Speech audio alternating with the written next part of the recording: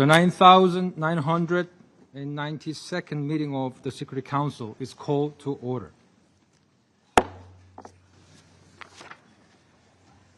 The provisional agenda for this meeting is the situation in the Middle East. The agenda is adopted.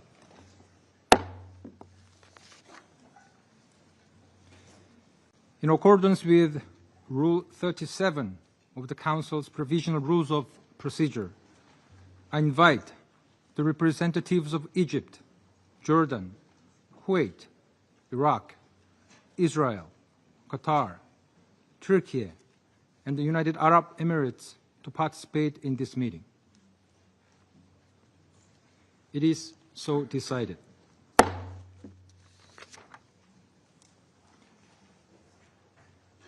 I request the protocol officer to escort His Excellency Sheikh Mohammed bin Abdulrahman bin Jassim Al Thani, Prime Minister and Minister for Foreign Affairs of the State of Qatar, to his seat at the Council table.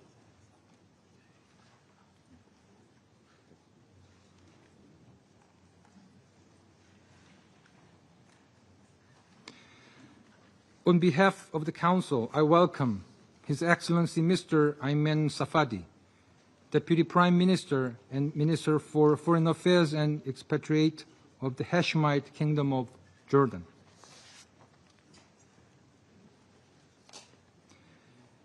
In accordance with Rule 39 of the Council's Provisional Rules of Procedure, I invite Ms. Rosemary DiCarlo, Under Secretary General for Political and Peace-Building Affairs, to participate in this meeting. It is so decided. The Security Council will now begin its consideration of item 2 of the agenda. I now give the floor to Ms. Rosemary DiCarlo. Thank you, Mr. President. We gather yet again as the scope of violence in the Middle East has widened, further threatening regional security and stability. Israel's airstrikes in Doha, Qatar on 9 September shocked the world.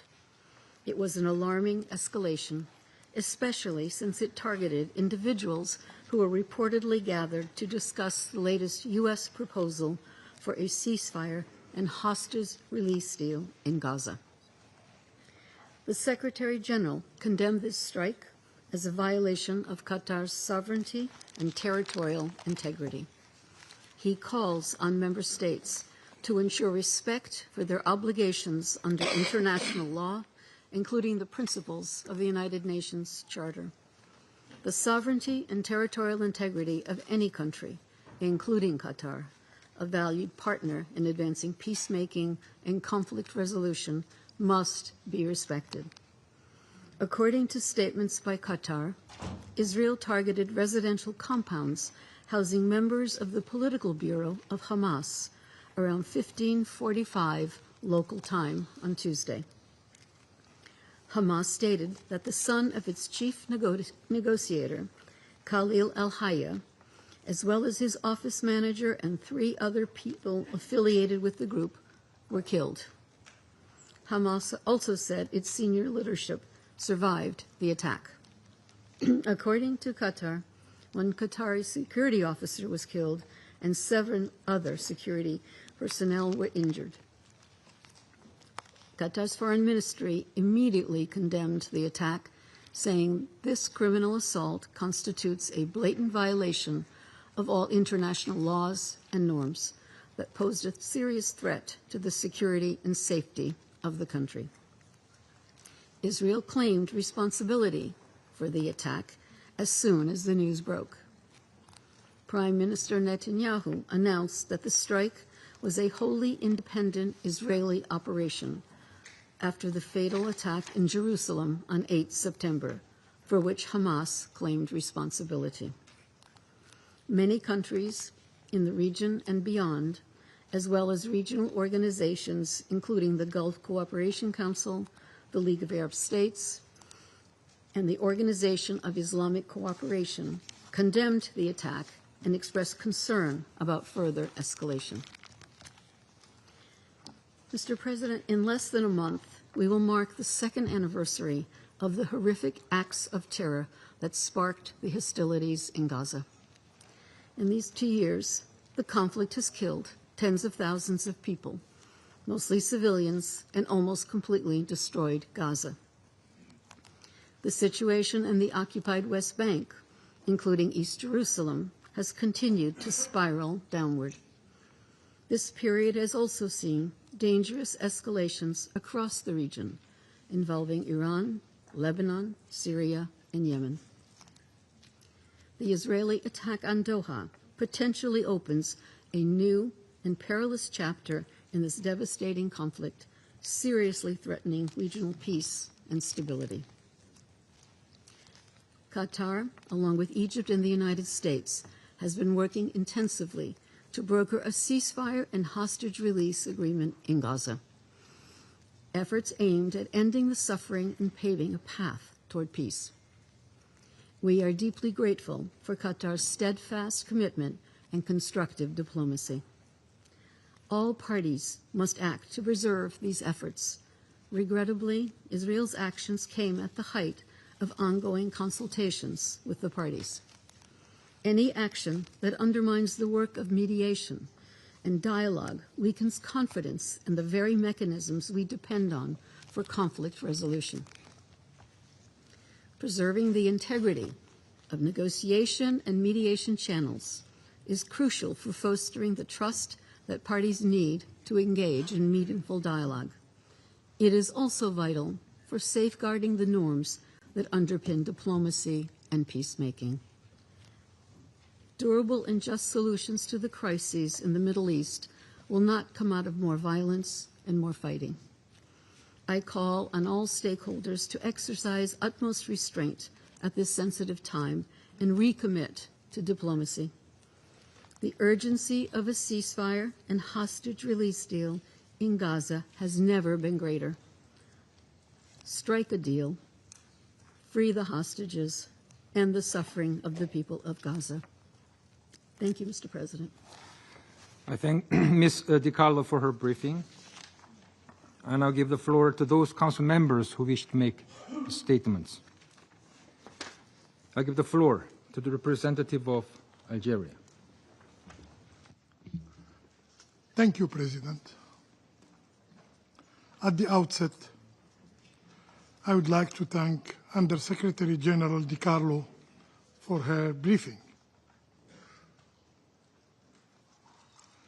We meet once again in the wake of yet another grave and unlawful act committed by the Israeli authorities, in addition to the endless record of their systematic violations of international law. Israel behaves as if law does not exist, as if borders are illusions, as if sovereignty itself is a dispensable notion, as if the UN Charter is an ephemeral text. Meanwhile, in Gaza, innocent lives are annihilated by the thousands. The world watches helplessly, horrific image of destruction, devastation, and human despair. Yet, even that current carnage in Gaza is not enough for the Israeli authorities. In the span of days, Israel has struck Syria, Lebanon, Yemen, and now a renowned peace broker, the state of Qatar. This is not strength. It is recklessness. It is a sign of madness. It is the conduct of an extremist government unborn by immunity, by impunity. A government dragging the region and the whole world toward the abyss. Mr. President, Algeria strongly condemns and denounces the cowardly Israeli aggression that targeted the Qatari capital, Doha. We express our full solidarity with the brotherly state and people of Qatar. The recent attack in Doha is more than a violation of sovereignty of a UN member. It is an affront to diplomacy itself. It targeted a commended mediator working tirelessly to end the bloodshed in Gaza. It is irrefutable proof that the Israeli occupying power does not seek peace, does not seek peace, does not seek the release of hostages, does not seek the end of hostilities, but thrive on war. President, Israel persists in relying solely on the arrogance of brutality, mistaking oppression for power and coercion for security. Yet, history taught us that the path of domination yields neither peace nor stability. Violence brings violence. Impunity breeds war. Silence in the international community and of this very Security Council fuels chaos. And yet, this very council remains constrained, unable even to name the aggressor, to qualify aggression as a violation of international law. Mr. President, when will the international community awaken to its responsibilities? When will it deter the occupier? When will it halt the crimes and curb this reckless escalation threatening the entire region?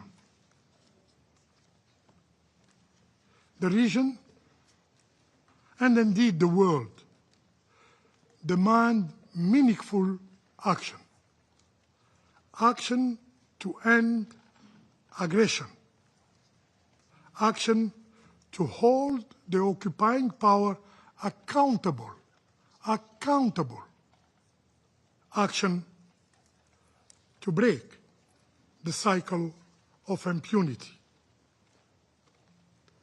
This Council must use all its tools, including sanctions, before it is too late.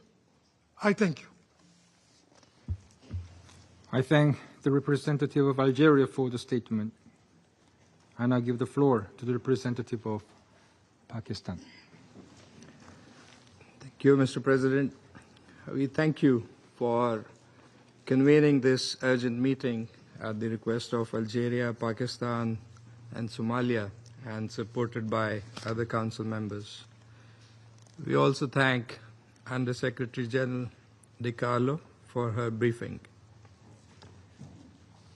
We welcome the presence of His Excellency Sheikh Mohammed bin Abdurrahman Al Thani, the Prime Minister and Minister of Foreign Affairs of the State of Qatar. We also welcome the participation of the Deputy Prime Minister and Foreign Minister of Jordan, the representatives of UAE, Turkey, Iraq, Kuwait, and Egypt to this meeting. Pakistan condemns in the strongest possible terms the illegal and unprovoked Israeli aggression against the brotherly state of Qatar. This reckless and provocative attack constitutes a flagrant violation of the sovereignty and territorial integrity of Qatar, contrary to the fundamental principles of international law, including the UN Charter, in particular its Article 2.4, prohibiting the threat or use of force. As the Prime Minister of Pakistan has stated, this act of aggression by Israel is totally unjustified and constitutes a most dangerous provocation that could imperil regional peace and stability. The Israeli strikes targeted a residential neighborhood, deliberately endangering civilians, and thus also constitute a grave breach of international humanitarian law. This brazen and illegal assault is not an isolated incident. Rather, it is part of a broader and consistent pattern of aggression and violation of international law by Israel that undermines regional peace and stability. Pakistan expresses its complete solidarity with the government and people of Qatar and fully supports their inalienable right to take all necessary measures in accordance with the UN Charter to defend their sovereignty, territorial integrity, and the safety of all persons within their territory. In a gesture of solidarity and regional unity, the Prime Minister of Pakistan, His Excellency Mohammad Shehbaz Sharif, accompanied by a high-level delegation, including the Deputy Prime Minister and Foreign Minister of Pakistan, is visiting Qatar today. The visit underscores Pakistan's unwavering support for the security and sovereignty of Qatar and its commitment to peace and stability in the Middle East. Mr. President, this irresponsible action by Israel is yet another manifestation of its systematic disregard for international law and its brazen policy of destabilizing the region. It adds to its long and dubious record of aggression, brutal military actions in Gaza, repeated cross-border strikes in Syria, Lebanon, Iran, and Yemen, all of which amount to violations of the UN Charter and international humanitarian law. Such acts of aggression, as defined by UN General Assembly Resolution 3314, also set a dangerous precedent, erode the primacy of rule of law, and breed a culture of impunity that threatens the security of all states. In view of the gravity of the situation, an extraordinary Arab-Islamic summit will take place in Doha on 15 September, with a view to ensuring a united response to Israel's aggression and to reaffirm the primacy of international law and the UN Charter. Pakistan will participate in this important meeting at the high level. Mr. President, at a time when delicate negotiations on Gaza peace deal were progressing towards a possible breakthrough, striking the territory of a principal mediator and those directly involved in negotiations is a deliberate attempt to sabotage diplomacy, derail peace efforts, and prolong the suffering of civilians. It is evident that Israel, the occupying power, is bent on doing everything to undermine and blow up every possibility of peace. It also raises serious questions whether the return of hostages was indeed a priority. Clearly, Israel's destructive policies are incompatible with the international community's quest for peace and stability. Sadly, it has been emboldened by the weak response and inaction by this Council. Pakistan commends Qatar's important and constructive role in facilitating mediation efforts, including for a ceasefire and release of hostages, which has been widely and consistently appreciated by all Council members, together with the role of Egypt and the United States. We recognize Qatar's tireless and principled engagement with all parties, often under most challenging circumstances, to keep the channels of dialogue open and advance prospects of peace. Qatar has consistently demonstrated leadership, wisdom, and commitment to humanitarian principles, working in close coordination with regional and international partners to bridge divides, promote peace, reduce tensions, and alleviate the plight of the Palestinian people. Undermining such a credible and indispensable mediator threatens to extinguish one of the few viable pathways towards a just and lasting peace. Targeting Qatar is thus not only an attack on a sovereign state, but also an attack on diplomacy and mediation itself. Pakistan welcomes the Security Council's condemnation of the strikes in Doha and expression of support for the sovereignty and territorial integrity of Qatar in line with the principles of the UN Charter. The Council must go beyond, must hold Israel accountable, safeguard the role and protection of mediators engaged in peace efforts, and recommit to the centrality of international law and the UN Charter in maintaining international peace and security. Mr. President, the root cause of recurring crises and instability in the Middle East is Israel's prolonged occupation of Arab lands and its persistent defiance of international law and international legitimacy. Durable peace can only be achieved through a comprehensive political settlement, including an end to the occupation of Arab lands, particularly the occupied Palestinian territories. Pakistan calls for an immediate, unconditional, and permanent ceasefire across Gaza and all occupied Palestinian territories.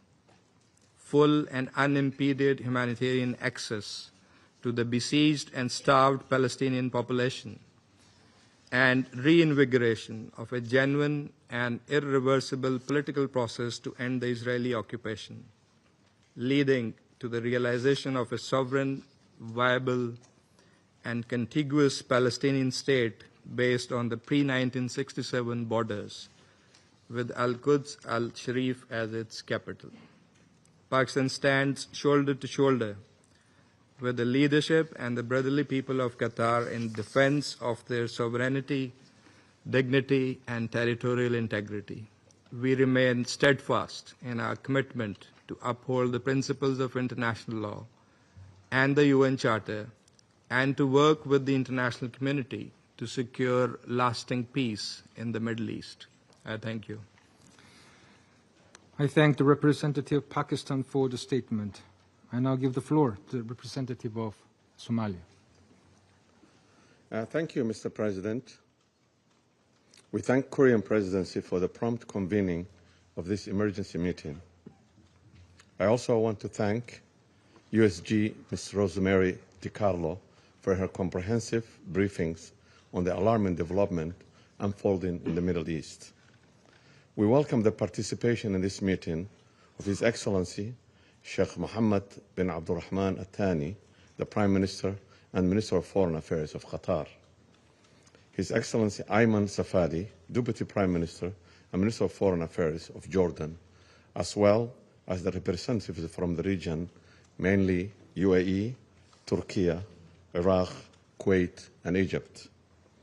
Mr. President, the Israeli airstrikes on residential areas in Doha, the capital of Qatar, on September 9th marks a grave and perilous escalation.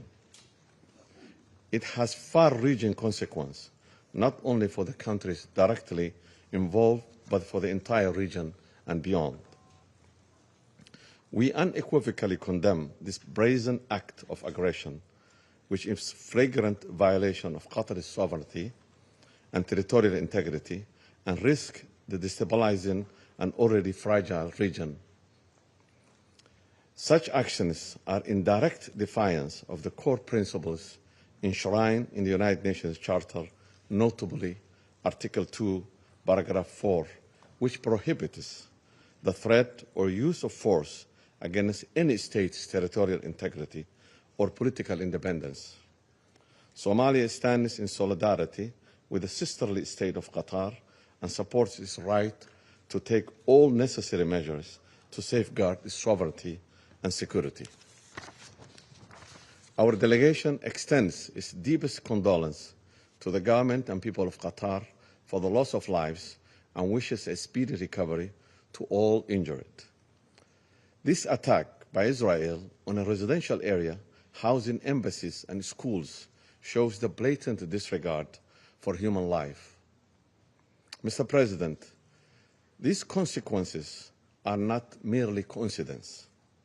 Israel's systematic expansion of the conflict zone from Gaza to Lebanon, then to Iran, Syria, Yemen, and now Qatar, is a deliberate strategy. This military strike unfolded when negotiators engaged in talks over the US-backed ceasefire proposal. It was aimed at undermining the ongoing mediation efforts in the conflict in Gaza, striving for immediate and unconditional ceasefire, the release of all arbitrarily detained, including those whom we have heard the pleas of their loved ones in this chamber, and unhindered humanitarian access to the civilian population, mainly women and children suffering from the IBC's declared man-made famine by Israel. History has shown that every escalation and military attack only dims the already fragile hope for peace in the Middle East. We call on all parties to exercise restraint and avoid further escalation that will worsen the suffering and instability in the region. Qatar's role as mediator in seeking to end this conflict has been invaluable and deserves recognition, not retaliation. Attacking those who are actively working to bring peace to the long-standing conflict in the occupied Palestinian land undermines the very goals we all share.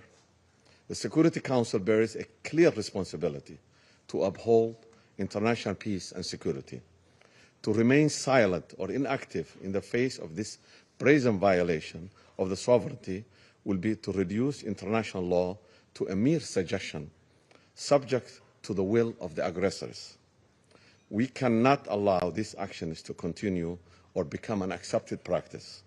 We call on all Council members to unite with determination to immediately condemn this aggression and renew efforts for a dialogue and diplomacy without delay. True and lasting peace in the Middle East demands confronting the well-known root causes of perpetual instability in accordance with international law and its covenants. To conclude, Mr. President, Somalia reaffirms its unwavering solidarity with the people of Qatar and joins the international community in demanding a swift return to diplomacy and adherence to international legal norms and the principles enshrined in the United Nations Charter. I thank you. I thank the representative of Somalia for the statement. I now give the floor to the representative of the United States. Thank you, Mr. President, and we welcome Korea's presidency of the Council this month. I would like to thank Undersecretary General Rosemary DiCarlo for your briefing. And the United States would like to offer our sincere condolences to the family of the Qatari Internal Security Force member killed in the attack.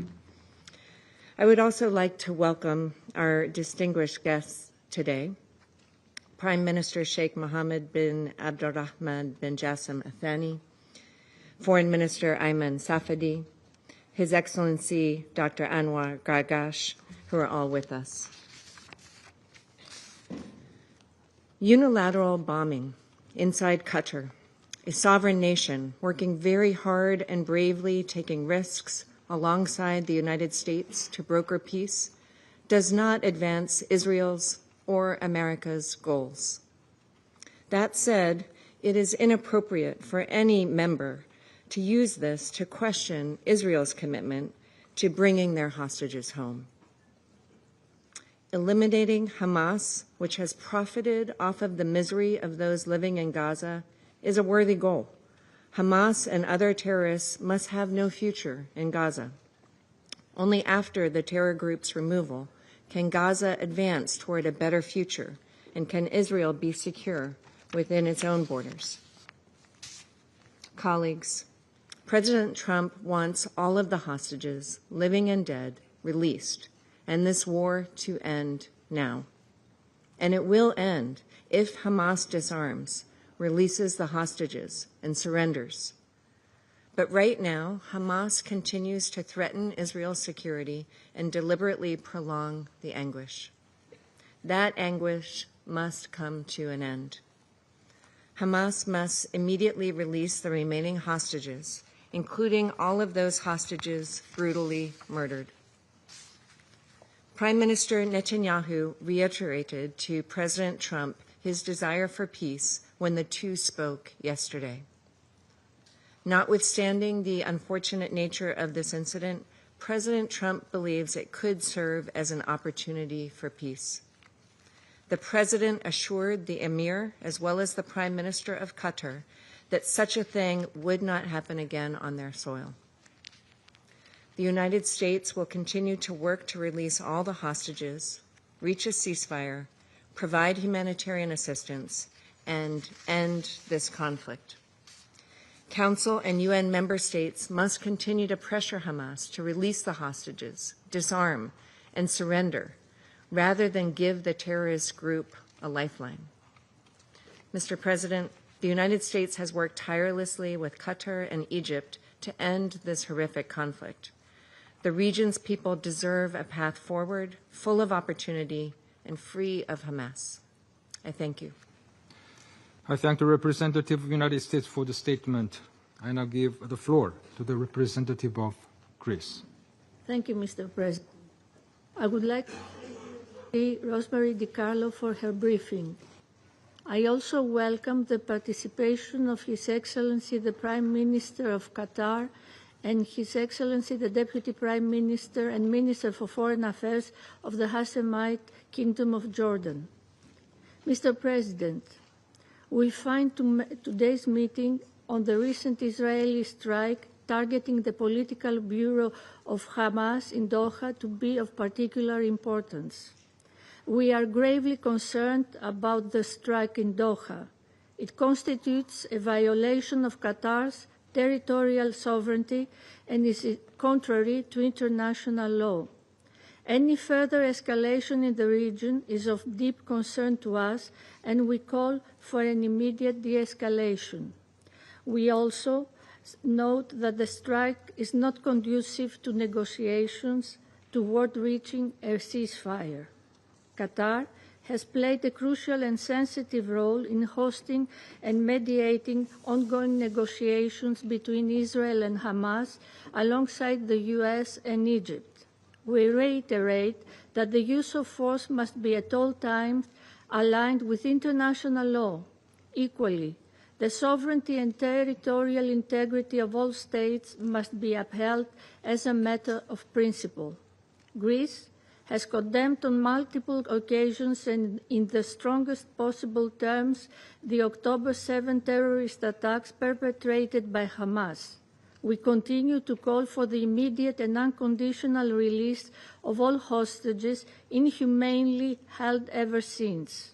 We firmly believe that Hamas, as a terrorist organization, cannot and should not have any political role in the future governance of Gaza. Similarly, we unequivocally condemned the recent terrorist attack in East Jerusalem.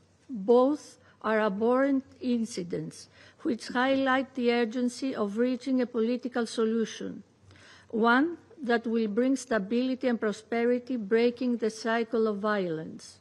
In this context, disrupting ongoing diplomatic efforts is dangerous. Mr. President, dear colleagues, the diplomatic channel spearheaded by the US, Egypt, and Qatar has provided thus far the only credible pathway for ending the suffering. It was through this channel that some hostages could rejoin their loved ones in the beginning of the year.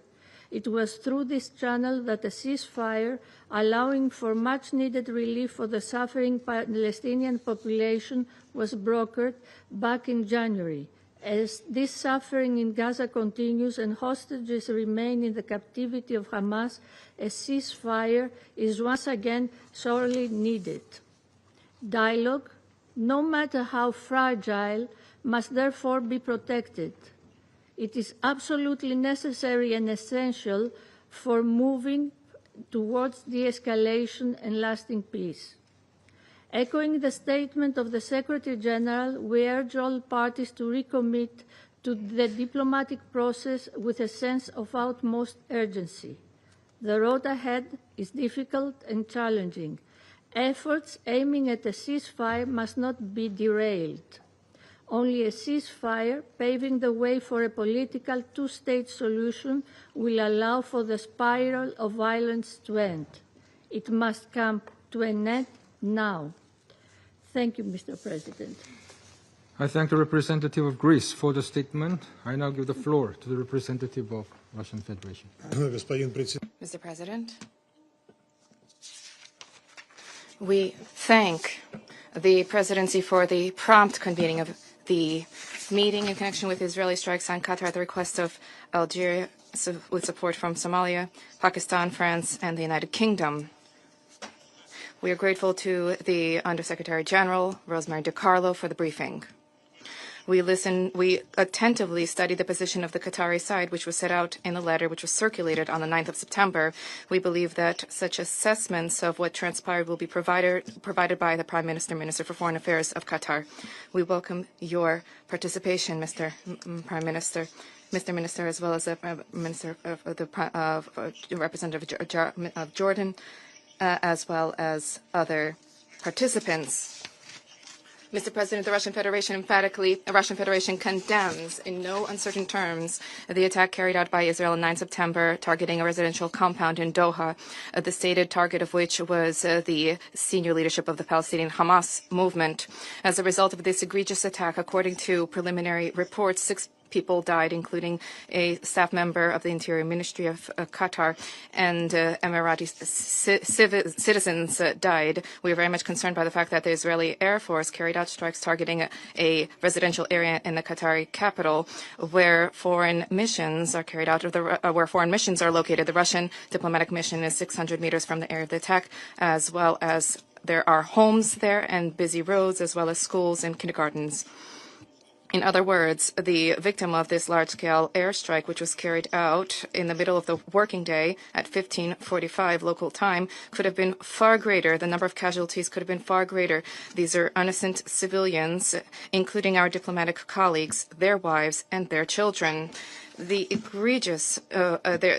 in an egregious violation of the sovereignty of sovereignty of states, as well as the creation of grave threats to the safety of ordinary civilians, have no justification. We fully share the assessments of the Secretary General about the inadmissibility of Israeli strikes targeting Qatar, which represents an encroachment upon the territorial integrity of an independent state. We also agree with the statement of the SG about the positive role of Qatar and its intention to desire and focus on putting an end to the conflict, which has lasted for nearly 2 years, the war in the Gaza Strip, which has lasted for nearly 2 years. What is particularly cynical is the fact that Doha, as one of the key mediators between Palestinians and Israelis, has over recent months been tirelessly working to end the bloodshed in Gaza and for the release of detained persons. The Hamas leadership, according to reports, was willing to move towards achievement of these agreements. And precisely when the missile strikes were carried out on 9 September, the leadership of the movement was discussing in Doha the latest proposal of the U.S. Special Envoy, Steve Witkoff.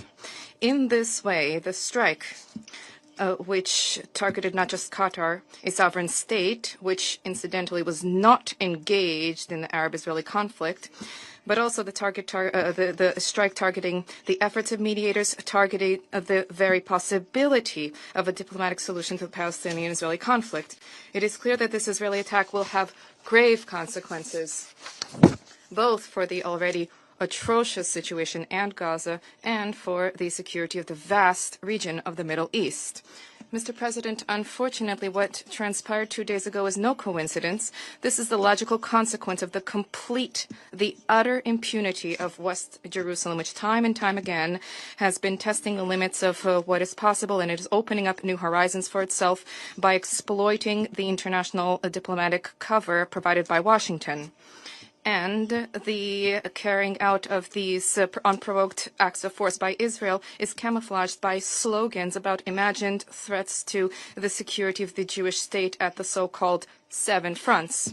We remember perfectly well on the evening of 31 July 2024 in Tehran, the former head of the Hamas Politburo, Ismail Haniyeh, was killed. At that time, the leader of the Palestinian movement was in the Islamic Republic of Iran with an official invitation to participate at the inauguration ceremony of the elected president of Iran, Masoud Pezeshkian.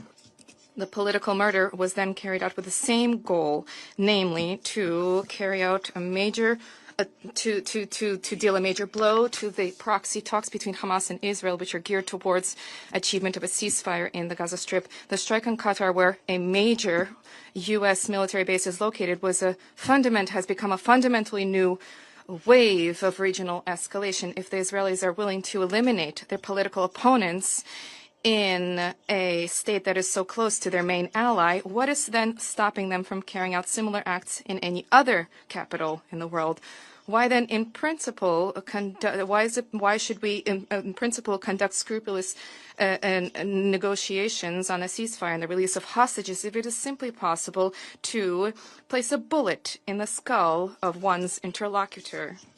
Mr. President, the nefarious practice of the liquidation of eminent political and military actors is not merely a crime. This is a desecration of the principles of civilized cooperation among states. This poses threats of uncontrolled escalation. We call upon West Jerusalem to abandon the reckless acts of aggression which provoke the ongoing waves of violence in the region. There is a need for all members of the Council to send a similar message. I believe that it is clear now to all that Washington's stated focus on so-called quiet diplomacy not only is failing to yield results, but this is fraught with generating new risks and further escalating tensions in the already fraught atmosphere. And by specifically referring to that premise, the U.S. delegation has for nearly 2 years been blocking all efforts at the Security Council. It is difficult to identify where lightning needs to strike for Washington to finally recognize that multilateral diplomacy through the Council is not just not an obstacle, but this is the only tool that is available and necessary to reverse the situation on the ground. In this connection, we support the focus of the 10 non-permanent members of the Council to advance a draft Security Council resolution on the situation in Gaza, with an emphasis on the demand for Israel to lift all limitations on the delivery of humanitarian assistance to the Strip. We trust that this product will also incorporate a call for a ceasefire, without which it will be simply impossible to alleviate the humanitarian situation there. We believe that the adoption of the resolution will be an important and effective measure to alleviate the plight of the Palestinian people. Mr. President, to conclude, I wish to once again extend solidarity to the people and leadership of Qatar who have been targeted by the hawkish military political cabinet in Israel. The consolidated detailed consolidated Russian-Arab assessments of this unprovoked act of force and the whole of developments in the Middle East were made today in Sochi during the Russian GCC summit. The Security Council also adopted a press statement in connection with the strikes. Unfortunately, this does not incorporate everything that has to be incorporated. Not every spade is called a spade there. Thank you. I thank the representative of Russian Federation for the statement. I now give the floor to the representative of Denmark. Thank you, Mr. President. And let me also thank Undersecretary DiCarlo for his sobering briefing. Mr. President, we meet today at a tense moment for the Middle East region, in the wake of Tuesday's Israeli strikes on Hamas targets in Doha. At the outset, let me be clear that this serious violation of the sovereignty and territorial integrity of Qatar is unacceptable. We condemn these strikes in line with the press statement agreed by all Council members. It raises serious questions under international law. Your Excellency Prime Minister Atani, Denmark expresses our most sincere solidarity with you, your government, and the people of the state of Qatar. Thank you for your presence here today and for your commitment to peace, mediation, and multilateral dialogue. I also welcome His Excellency Deputy Prime Minister and Foreign Minister Safadi and His Excellency Dr. Gagash to the Council. Mr. President, we've said it before, but it remains equally relevant today. With countless lives at stake across the Middle East, it is imperative that all parties exercise maximum restraint. The region can simply not afford further escalatory spiral of violence. Its people cannot and should not have to bear any more conflict and trauma. At this critical moment, we call on all parties to refrain from steps that risk igniting tensions and deepening regional instability. Diplomacy and dialogue must remain the first ports of call. Mr. President, around this table, we all regularly urge for restraint. All the while, the war in Gaza continues to rage. To be clear, this war must end immediately. Every effort must be made towards this objective, including from this Council. Every day, the devastating humanitarian consequences are made painfully clear. There's famine in Gaza. People are starving to get in Gaza. Civilian infrastructure is destroyed. The list of horrors is long. We have a responsibility to act as a Council, as an international community, as human beings. The immediate priorities remain threefold: an immediate, unconditional, and permanent ceasefire, the unconditional and dignified immediate release of all hostages, and the lifting of all restrictions on humanitarian aid into Gaza. All parties must work urgently towards achieving these aims.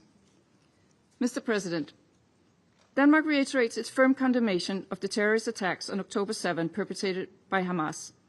As we have repeated countless times, there can be no justification for this attack, nor for the undignified treatment of the hostages, and there can be no role for Hamas in Gaza.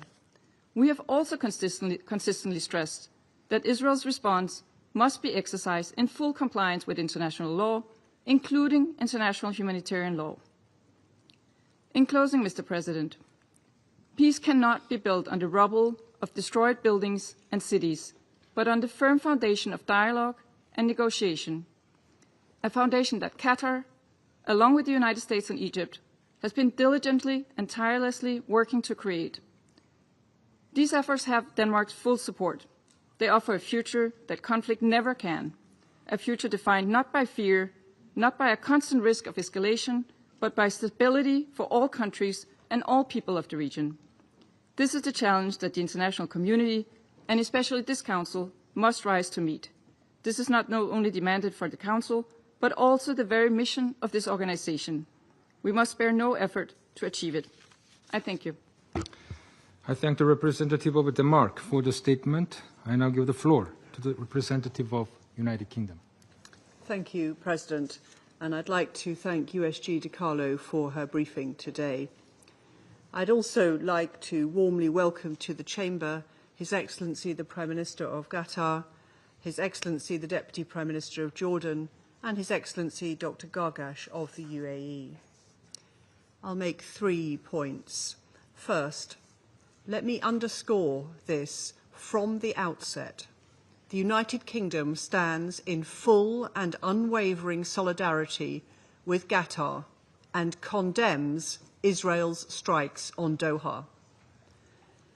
These strikes are a flagrant violation of the sovereignty and territorial integrity of Qatar. They risk both further escalation across the region and setting back negotiations for a ceasefire. We offer our condolences to the families and friends of Qatari personnel who were tragically killed. Our thoughts are with their loved ones and with the injured. Qatar has long been a tireless broker for peace in the Middle East and beyond, and we commend the resolute commitment of His Highness the Emir to champion diplomacy and dialogue. So to reiterate, we wholly condemn the strikes on Qatar, which will do nothing to deliver peace in the Middle East or to help safeguard Israel's long-term security. My Prime Minister made this clear to President Herzog when they met yesterday. And like others, I welcome the clear message of support to Qatar that this Council has sent through our press statement today. Second, the UK has been clear that Hamas is a terrorist organisation, and we condemn the October 7 atrocities in the strongest terms. We reiterate that Hamas must release all the hostages, sign up to an immediate ceasefire deal, and commit to disarm. It can play no part in the future governance of Gaza. Third, with each day that passes, the hostages suffer in appalling conditions, and the people of Gaza endure starvation and repeated displacement. This week's evacuation orders across northern Gaza will worsen the humanitarian catastrophe. The Israeli government's decision to further escalate its offensive in Gaza is wrong, and today I reiterate that we urge Israel to reconsider immediately. We staunchly support the efforts of Qatar, the United States and Egypt to achieve a ceasefire in Gaza, to secure the release of the hostages and bring this conflict to an end. We urge all parties to re-engage meaningfully to reach a negotiated deal. We also need an urgent surge of humanitarian aid into Gaza. It is abhorrent that famine is unfolding in parts of Gaza City, and we need immediate action to prevent it from spreading further. Israel must lift all restrictions on aid and allow the UN to deliver life-saving aid at scale. President, the only way to achieve lasting peace and security for Palestinians and Israelis alike is through a political solution. The UK will continue to work with our partners to develop a framework for long-term peace consistent with a two-state solution. Thank you. I thank the representative of the United Kingdom for the statement. I now give the floor to the representative of Slovenia. Thank you, Mr. President, and I thank Under-Secretary General Di Carlo for her briefing. I welcome a number of high-level speakers, in particular Prime Minister of Qatar and Deputy Prime Minister of Jordan. Colleagues, sovereignty and territorial integrity of countries across the region violated. Security Council resolutions rejected. General Assembly processes ignored. ICJ decisions disregarded. Advisory opinions ignored. Civilians starved and killed. International mechanisms floated. The UN pressured. Humanitarian and medical workers, journalists attacked.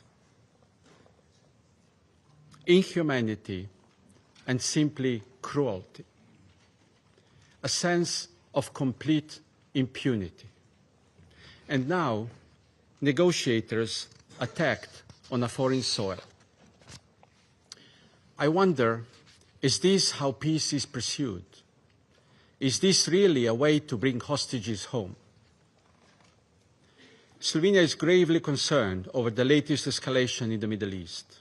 We strongly condemn the Israeli attack on the sovereignty and territorial integrity of the State of Qatar, and we stand in solidarity with Qatar. We once again call for full respect of the UN Charter and rules of war. Nobody is above the law, no matter how mighty one feels.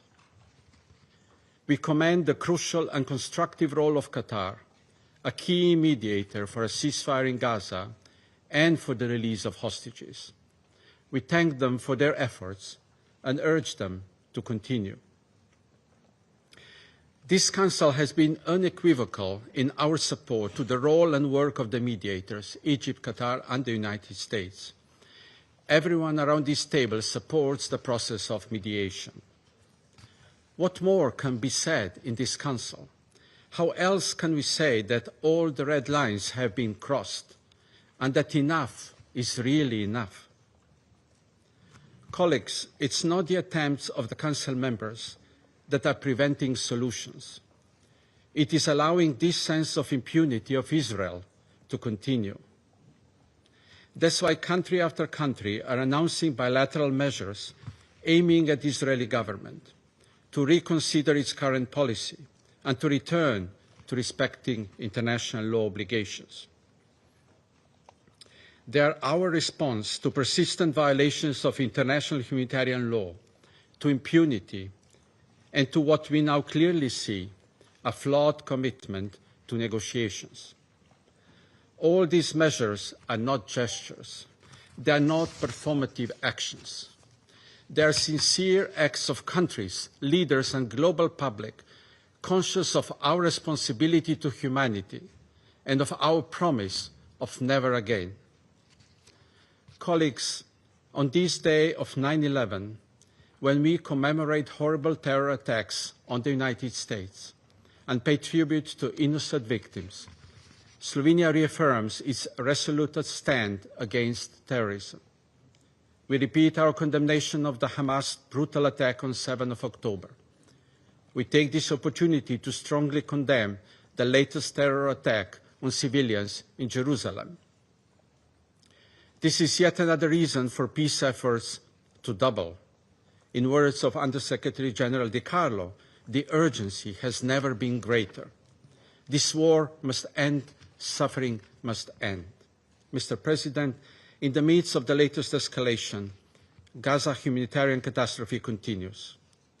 Window of opportunity to prevent famine from spreading across the Strip is closing. New offensive is relentlessly pounding what is left in the middle of ruins. Instead of packing a backpack to start a new school year, Gaza children are forced to pack what is left of their belongings to be displayed yet again. So let me state the obvious. We need a ceasefire. Hostages must be released. Hindrance of aid deliveries must end. The negotiations have certainly seen its share of obstacles from both parties, but an escalation of this sort is not contributing to peace. So we appeal for a renewed commitment to negotiations in good faith by both parties to the conflict. Thank you. I thank the representative of Slovenia for the statement, and I give the floor to the representative of Panama. Muchas gracias, señor. Thank you, Mr. President. Panama is grateful for the convening of this emergency meeting, and we're also grateful for the report provided by Ms. Rosemary DiCarlo, Under Secretary General for Political and Peace-Building Affairs. Moreover, we welcome His Excellency Sheikh Mohammed bin Abdulrahman bin Jassim Al Thani to this meeting as Prime Minister and Minister of Foreign Affairs of the State of Qatar. We wish here to convey to him the solidarity of our country with the people and government of Qatar, as his country and the Middle East region withstand a gravely serious ordeal. Moreover, we hail the presence of His Excellency Ayman Safar, the Deputy Prime Minister and Minister for Foreign Affairs and Expatriates of Jordan, and we welcome to this meeting the distinguished representatives of the United Arab Emirates, Egypt, Iraq, Israel, Kuwait and Turkey. They do us a great honour by being with us today. Panama fervently condemns and repudiates the unstoppable tide of violence in the region of the Middle East. The attacks perpetrated against civilians in Jerusalem on Monday, for which Hamas claimed responsibility, are a demonstration of the extremism and terror that this group has sown for decades. Israel's subsequent action in Doha on Tuesday, that was also condemned by Panama, stands as a reprehensible and flagrant violation, one that stands as an attack on the sovereignty, territorial integrity and security of a member state of this very organisation. Such acts are breaches of international law and the United Nations Charter. Moreover, they imperil the most fundamental principles of multilateralism, principles that for our country are the very basis of the peaceful coexistence between states. These facts demonstrate that the continued use of force and force alone has not offered, nor will it be able to offer, a solution to this current war. Neither has this exclusive use of force resolved, or will it be able to resolve, the deep root causes that have caused the Israeli-Palestine conflict to rage on for almost 8 decades. On the contrary, the use of force has simply seen the entrenchment of the logic of extremes. It has fueled a cycle of violence which hinders and indeed blocks any path towards a political solution. The result of these acts has been more uncertainty, greater risk to the entire civilian population, including to the hostages that remain in Gaza, and the weakening of the mediation process spearheaded by Qatar, Egypt and the United States. Attacking a state who is acting as a mediator and who has acted as headquarters for negotiations seeking peace, as is the case with Qatar, is a direct strike on the possibility of achieving a ceasefire in Gaza, a ceasefire which is vital to halt the suffering of the Palestinian civilian population and to open a safe environment to allow the immediate, dignified and unconditional release of all hostages who are now not safer but on the contrary facing even greater risk. These irresponsible actions are not simply a threat to the security of the civilian population. They may also have, and indeed did, imperil accredited diplomatic missions in Doha, including the Embassy of Panama, only a short distance away from the attack, some 100 meters. We wish to express our sincere condolences with the families of the Qatari victims and other victims of this attack. There may have been victims from other friendly countries, and that undermines international friendly efforts to guarantee that we have a stable, safe environment crucial for dialogue and negotiation. Mr. President, what occurred in Doha is part of a spiral of violence, which is also reflected in the attacks waged against a humanitarian flotilla in Tunisia and more generally in the devastating situation in Gaza and the West Bank. Panama prioritizes negotiation and dialogue as the only legitimate pathways towards a lasting peace.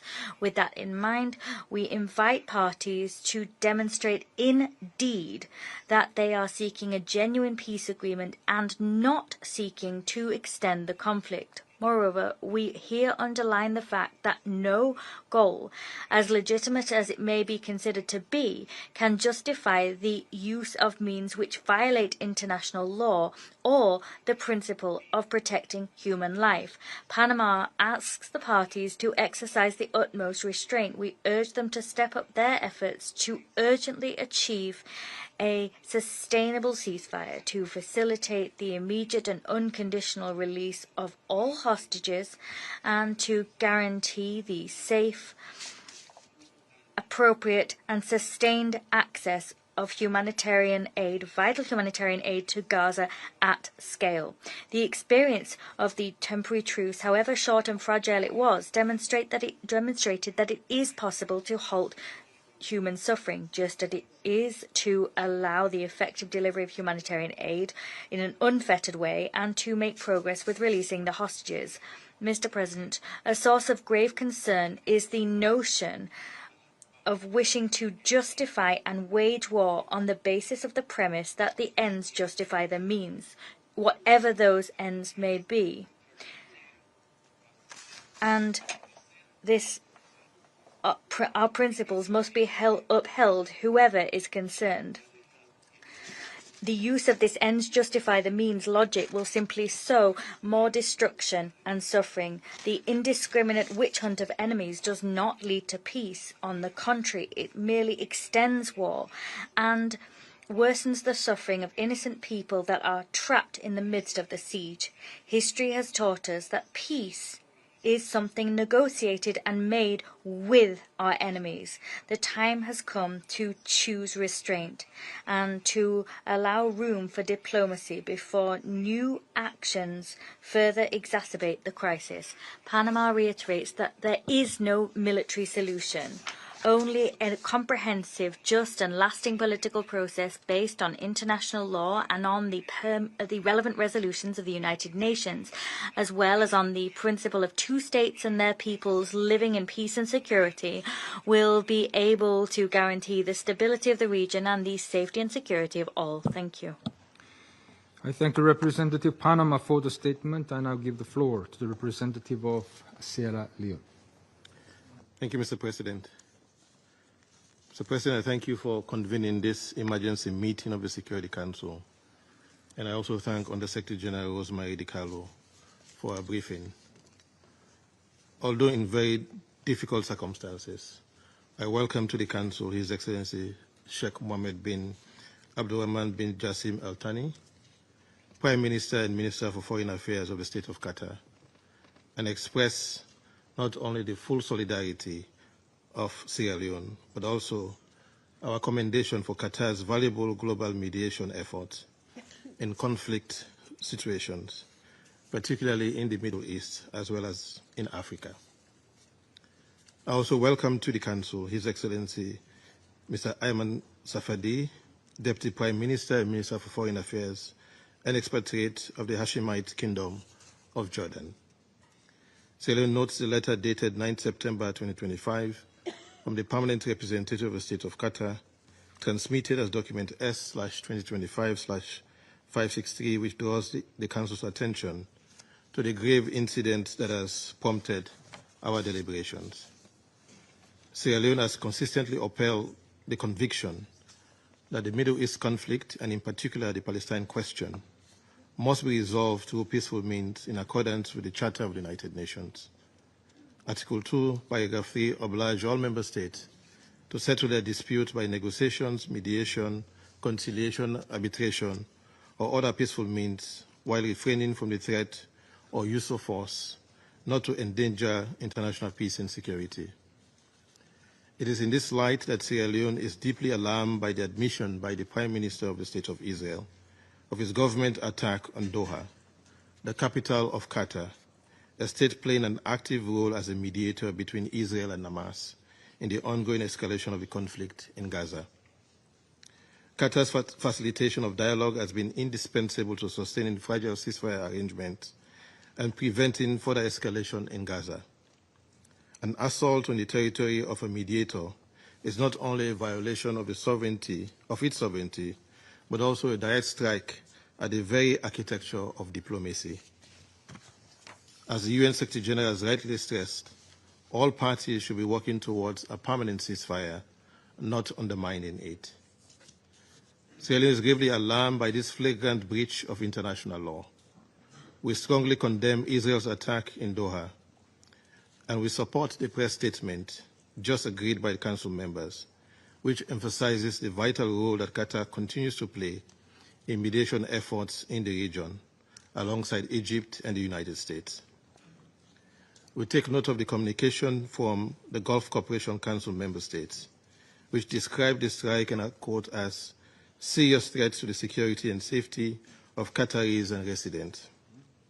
Such actions constitute a grave breach of Article 2.4 of the Charter, which prohibits the threat or use of force against the territorial integrity or political independence of any state.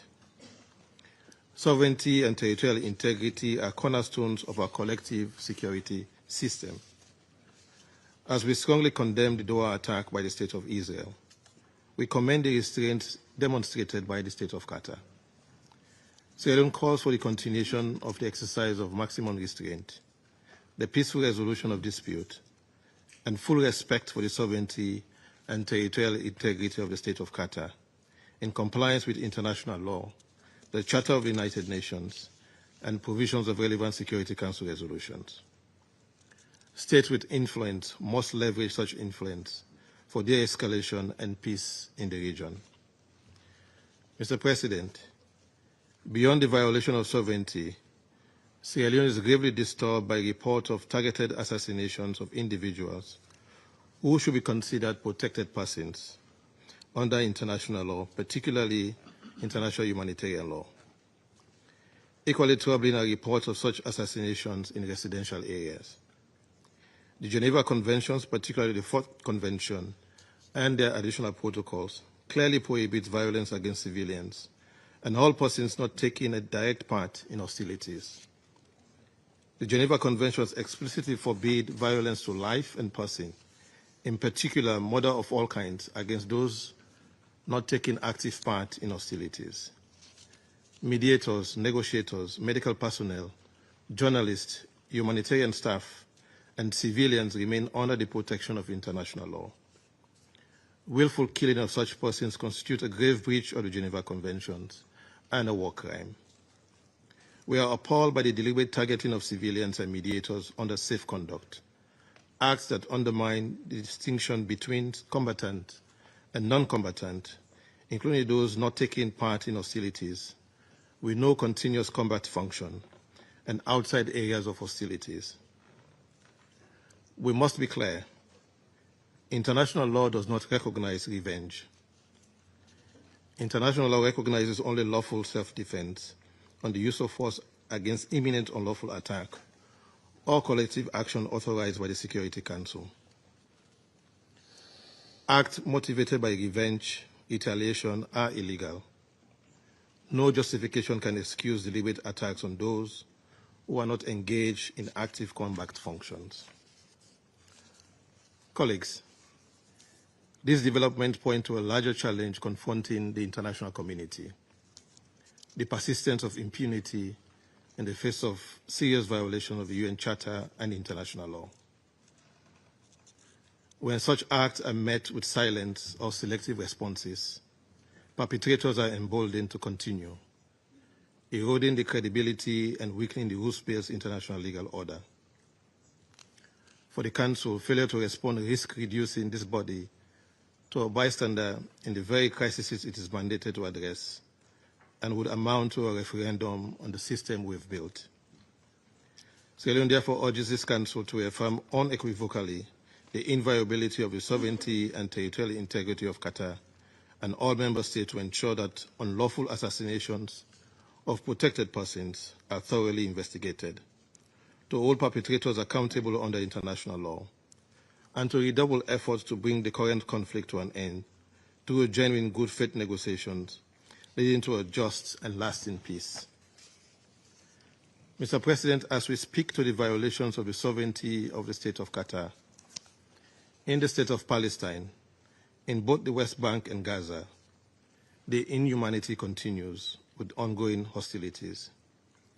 we remain gravely concerned about the humanitarian catastrophe in the Gaza Strip, with the declared famine, bombardment, and evacuation orders in Gaza City, mass displacement, act and rhetoric evincing genocidal intent. We are equally gravely concerned about the plight of hostages and recall with condemnation the 8 September attack on Israeli civilians at a Jerusalem bus stop, in which 6 people were killed and 8 others wounded.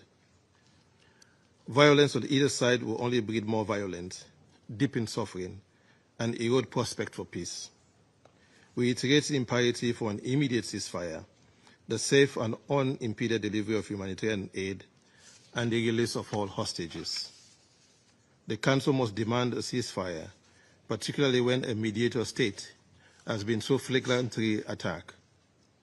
The peoples of the Middle East, and indeed the peoples of the world, look to this Council for leadership, consistency, and resolve. Upholding the Charter is not optional.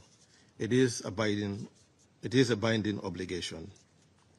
Sovereignty must be respected, civilians and other protected persons must be safeguarded, and international law must be enforced without fear or favor. Only by doing so can we end impunity, restore confidence in the rules-based international legal order, and open the path to peace. As the Irish poet William Butler Yeats won in The Second Coming, immortalized in Things Fall Apart by the Nigerian author Chinua Achebe, and I quote, "Things fall apart, the center cannot hold. Mere anarchy is loose upon the wall," end of quote. The United Nations is the center of the post-1945 multilateral rules-based system, and the Security Council its nucleus for peace and security. We must therefore act now with unity and determination. Anything less will betray our collective responsibility and the trust that the peoples of the world have placed in us. The system, as we know it, risks falling apart, and anarchy would indeed be loose upon the world. I thank you. I thank the representative of Sierra Leone for the statement. I now give the floor to the representative of Guyana.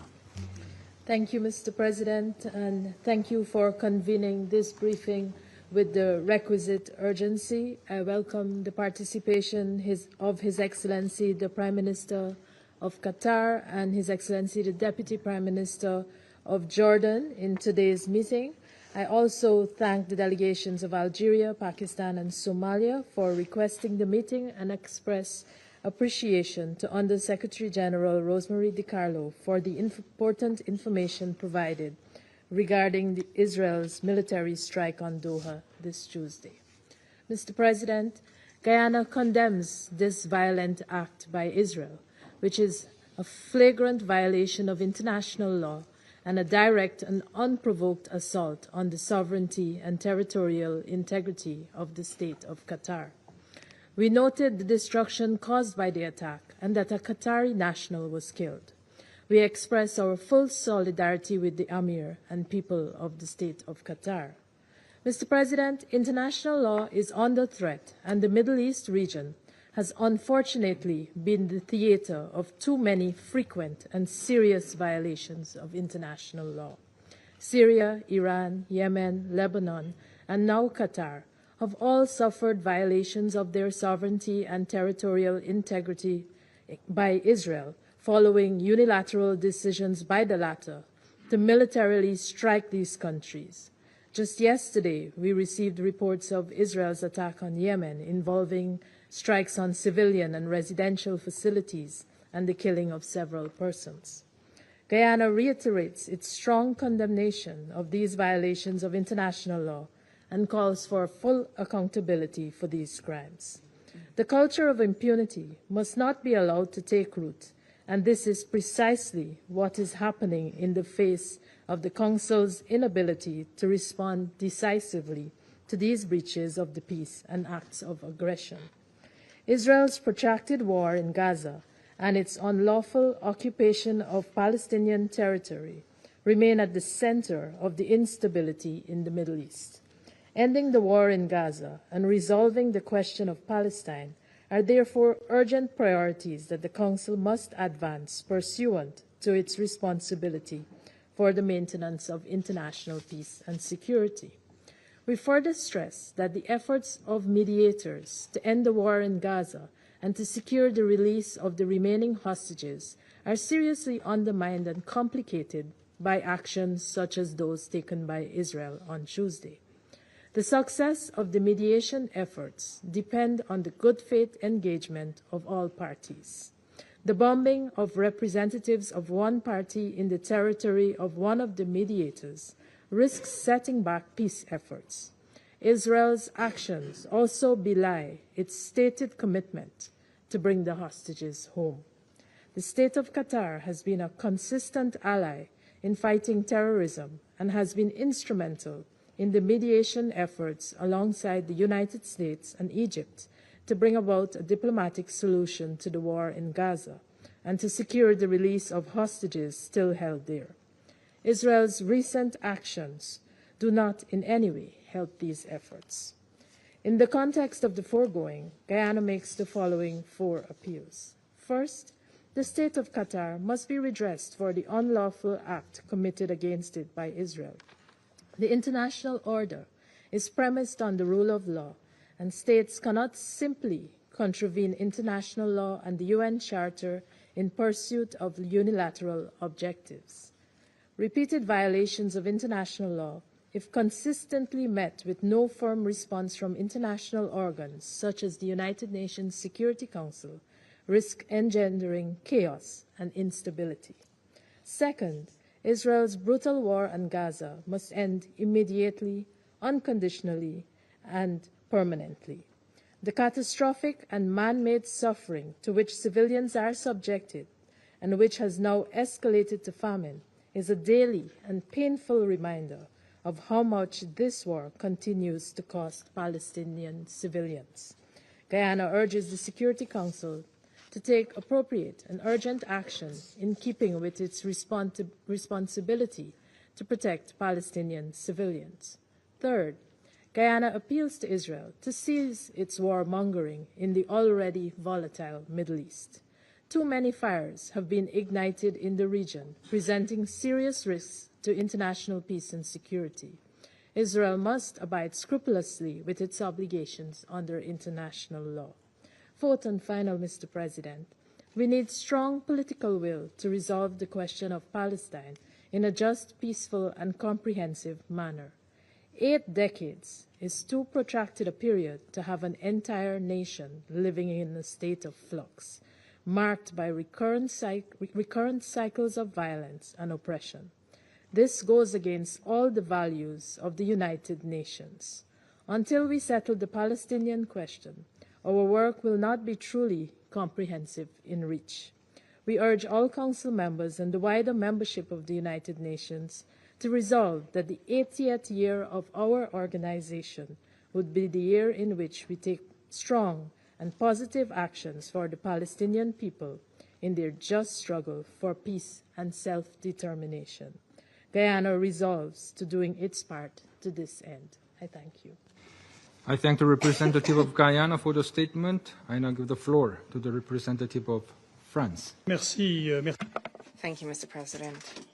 First and foremost, I wish to thank the Undersecretary General for Political and Peace-Building Affairs, Madam Rosemary DiCarlo, for the briefing, which establishes the facts in an elucidating way. I welcome the presence among us of His Excellency Sheikh Mohammed bin Abdullah Rahman bin Jasmine Al Thani, Prime Minister and Minister for Foreign Affairs of Qatar, as well as His Excellency Mr. Ayman Safadi, Deputy Prime Minister and Minister for Foreign Affairs of Jordan, and His Excellency Mr. Anwar Gargash, Diplomatic Advisor to the President of the UAE. I also welcome the representative of Israel, of Turkey, of Iraq, of Kuwait, and of Egypt. Mr. President, thank you for having convened this emergency meeting, which has been supported by France, as was clearly expressed by the President of the French Republic. The strikes claimed by the State of Israel, which struck Qatari soil on 9 September 2025, are unacceptable, regardless of the motivation. There is an important need for the Security Council to condemn them. France reaffirms its commitment to respect for the sovereignty and territorial integrity of Qatar in accordance with the principles of the Charter of the United Nations. We extend our full solidarity with the Emir, to the Emir of Qatar, His Highness Excellency Sheikh Tamim Al Thani, as well as the Qatari people. The President of the Republic of France yesterday extended to the Emir of Qatar our full support. These strikes represent a grave violation of international law. Let us recall that the use of force throughout and at all times is strictly regulated by the Charter of the United Nations. These strikes generate a grave risk to regional stability, which has already been imperiled by an alarming escalation of tensions in Lebanon, in Syria, and the entire region. It is in the interest of all parties, including Israel, to avoid a new cycle of violence with devastating consequences for the entire region. Therefore, we call upon all parties to exercise utmost restraint. These strikes, lastly, targeted the very area where critical talks are being held for peace in Gaza and targeted those who were conducting the talks to achieve a ceasefire and the release of all hostages who are still being held by Hamas in Gaza. This needs to remain our paramount priority. Once again, France reiterates our unequivocal condemnation of the heinous crimes of Hamas, a terrorist movement, and the linchpin, and we call upon the movement to release the hostages and to renounce violence. The permanent state of war in Gaza cannot continue. France calls upon all parties to remain engaged in good faith to return in good faith negotiations to end this war in Gaza. To that end, we welcome the tireless efforts of Qatar, which alongside Egypt and the United States has been engaged in critical mediation efforts, and we are very much grateful to Qatar, a key mediator, and we call upon them to continue mediation to that end. Mr. President, there is an alternative to the cycle of violence. That is a political solution rooted in a two-state solution. This is the only way to achieve a lasting peace and security for the Israelis and for the Palestinians, as well as for the entire region. This solution hinges on the recognition of a sovereign Palestinian state with renewed and reformed governance. This solution hinges on the disarmament of Hamas, its exclusion for the future governance of Hamas, governance of Gaza, and the deployment of an international stabilization mission in the Strip. And the solution hinges on Israel's regional integration and the ultimate establishment and construction of a robust security architecture for the entire region. We will remain mobilized to achieve a two-state solution, as was the case during the conference in New York, co-chaired by Saudi Arabia. In July, the New York Declaration, the outcome of the work of the conference, sets out a unique roadmap to make the two-state solution a reality. This conference, which will undertake its next step on the 22nd of September during the high-level week of the General Assembly, generates unprecedented political momentum for peace and security for all in the region. This is a path towards peace. Thank you. I thank the representative of France for the statement. I now give the floor to the representative of China. Thank you, President. I thank Algeria, Pakistan, and Somalia for their initiative in organizing this meeting, and I welcome the presence of His Excellency Mohammed, Prime Minister and Minister for Foreign Affairs of Qatar, and His Excellency Safadi, Deputy Prime Minister and Minister for Foreign Affairs of Jordan, His Excellency Mr. Gargash, Diplomatic Advisor to the President of the UAE, and thank USG De Carlo for her briefing. On September the 9th, Israel launched an attack on Doha, the capital of Qatar, in flagrant violation of Qatar's territorial sovereignty and national security, international law, and the UN Charter, and efforts to achieve peace. China resolutely opposes this and strongly condemns such an act.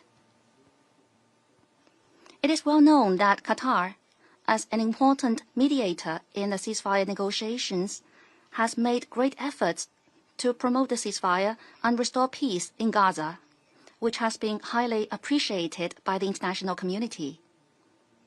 We note that on September 7th, the U.S. put forward a new ceasefire proposal and claimed that Israel had agreed to it.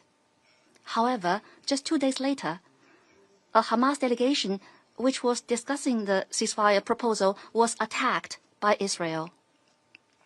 Such an act of bad faith, irresponsibility, and the deliberate sabotage of the negotiations is indeed despicable.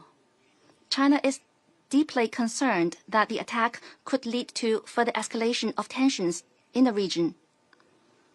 We must point out that this incident is closely related to the long-standing differing positions of some non-regional countries regarding the Middle East issue. We would like to advise these major countries, in the interest of regional peace and stability, to take a fair and responsible stance to play a constructive role along with the international community in promoting a ceasefire and cessation of hostilities and in easing tensions in the region. I would like to reiterate that military means and the indiscriminate use of force are not the way out of this problem, and that an immediate ceasefire is the right way to save lives and bring the hostages home. China strongly calls on all parties concerned, in particular Israel, to work harder to ease the fighting and resume negotiations, rather than the opposite.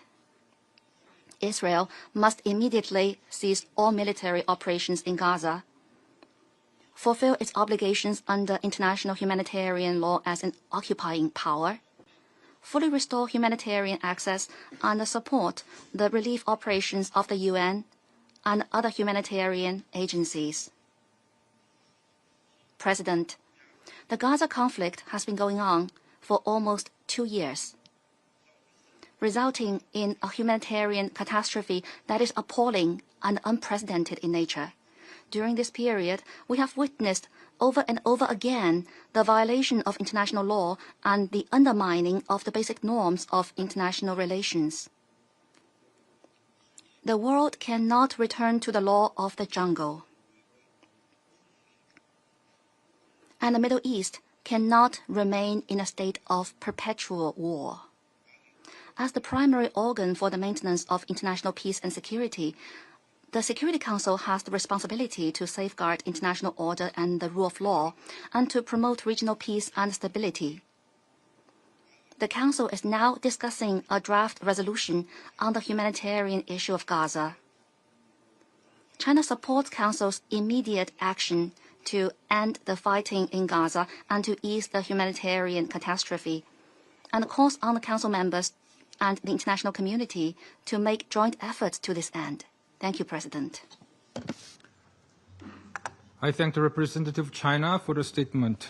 I shall now make a statement in my capacity as representative of the Republic of Korea. I also thank USG Rosemary DiCarlo for her briefing.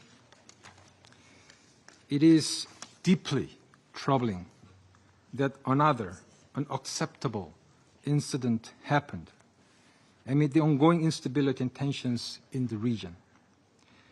The Security Council's press statement released today clearly exemplifies the collective voice of the international community.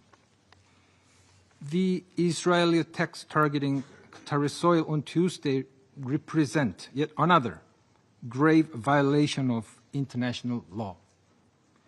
One of the core principles under the UN Charter is clear: sovereignty and territorial integrity must be respected in international relations. The Republic of Korea is appalled that the attacks allegedly targeting Hamas leadership, yet also killing a member of the Qatar Internal Security Forces, happened in the residential area of Doha, the capital of the key mediating country, Qatar. Therefore, the Republic of Korea calls for the full respect of sovereignty, territorial integrity, and political independence of every country, as well as immediate de-escalation in the region. International law can't be selective. It must be strictly observed by all states. more regional instability helps no one in the region at this vital juncture. Also unacceptable is that these attacks are hampering ongoing negotiations to secure an immediate ceasefire and release of all hostages brutally held by Hamas. And the attacks were committed just a few days after a new ceasefire proposal has been put forward. Hamas committed atrocious terrorist attacks against Israeli civilians, which we continue to condemn in the strongest terms. However, Tuesday's Doha attacks directly targeting its negotiation team does not help advance the talks, which stand at an inflection point. We reaffirm our full support for the efforts by the US, Qatar, and Egypt, and the unwavering commitment of Qatar for its diplomatic mediation undertakings, as reflected in the recent remarks by its Prime Minister. The instance was also grievous, as it may have significant negative impact on common efforts by the international community to ease the extreme humanitarian suffering of Palestinian civilians, as well as Israeli hostages held in Gaza. The international community, including members of this Council, are seeking measures, either multilaterally or bilaterally, to expand the desperately needed humanitarian aid to those civilians in Gaza.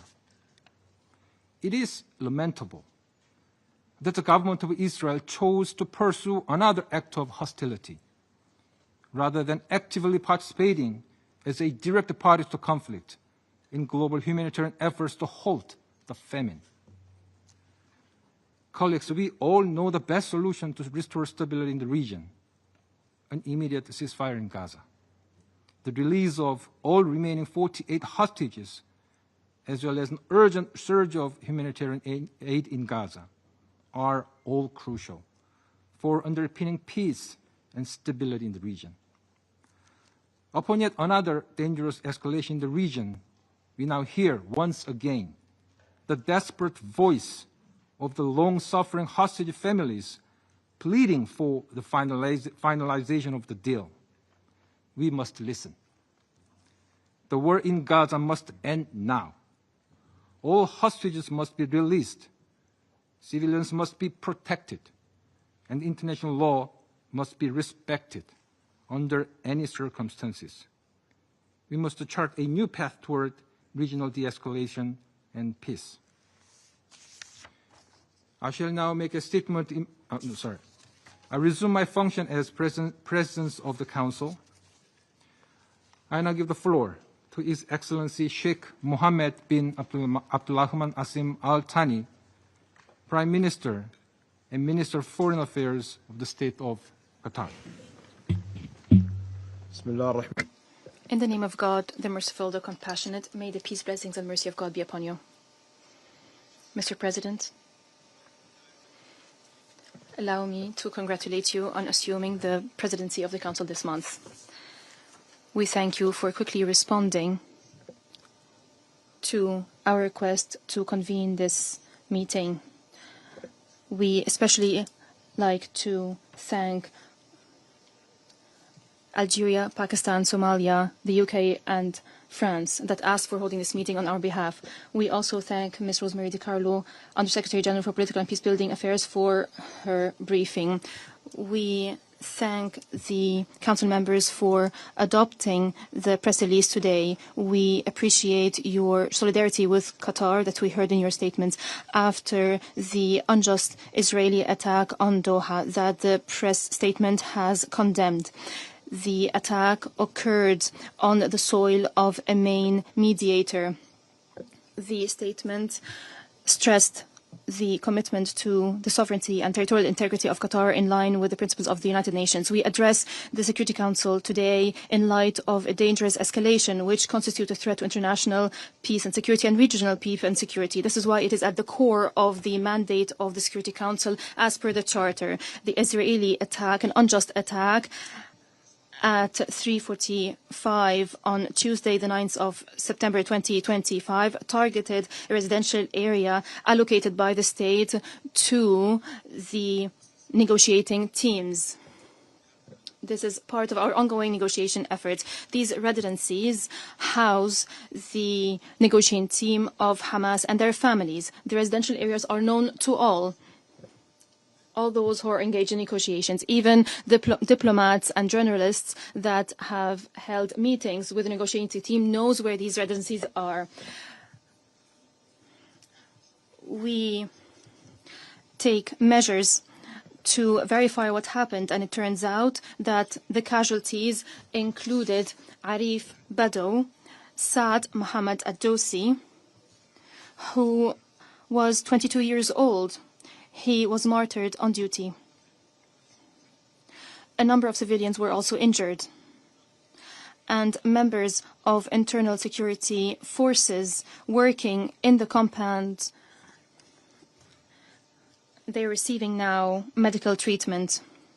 We are trying to identify the identity of those affected. It was a residential area, and the attacks terrorized those who live there. This area houses schools and houses different diplomatic residencies. The attack is a violation of the sovereignty of a state member of the United Nations.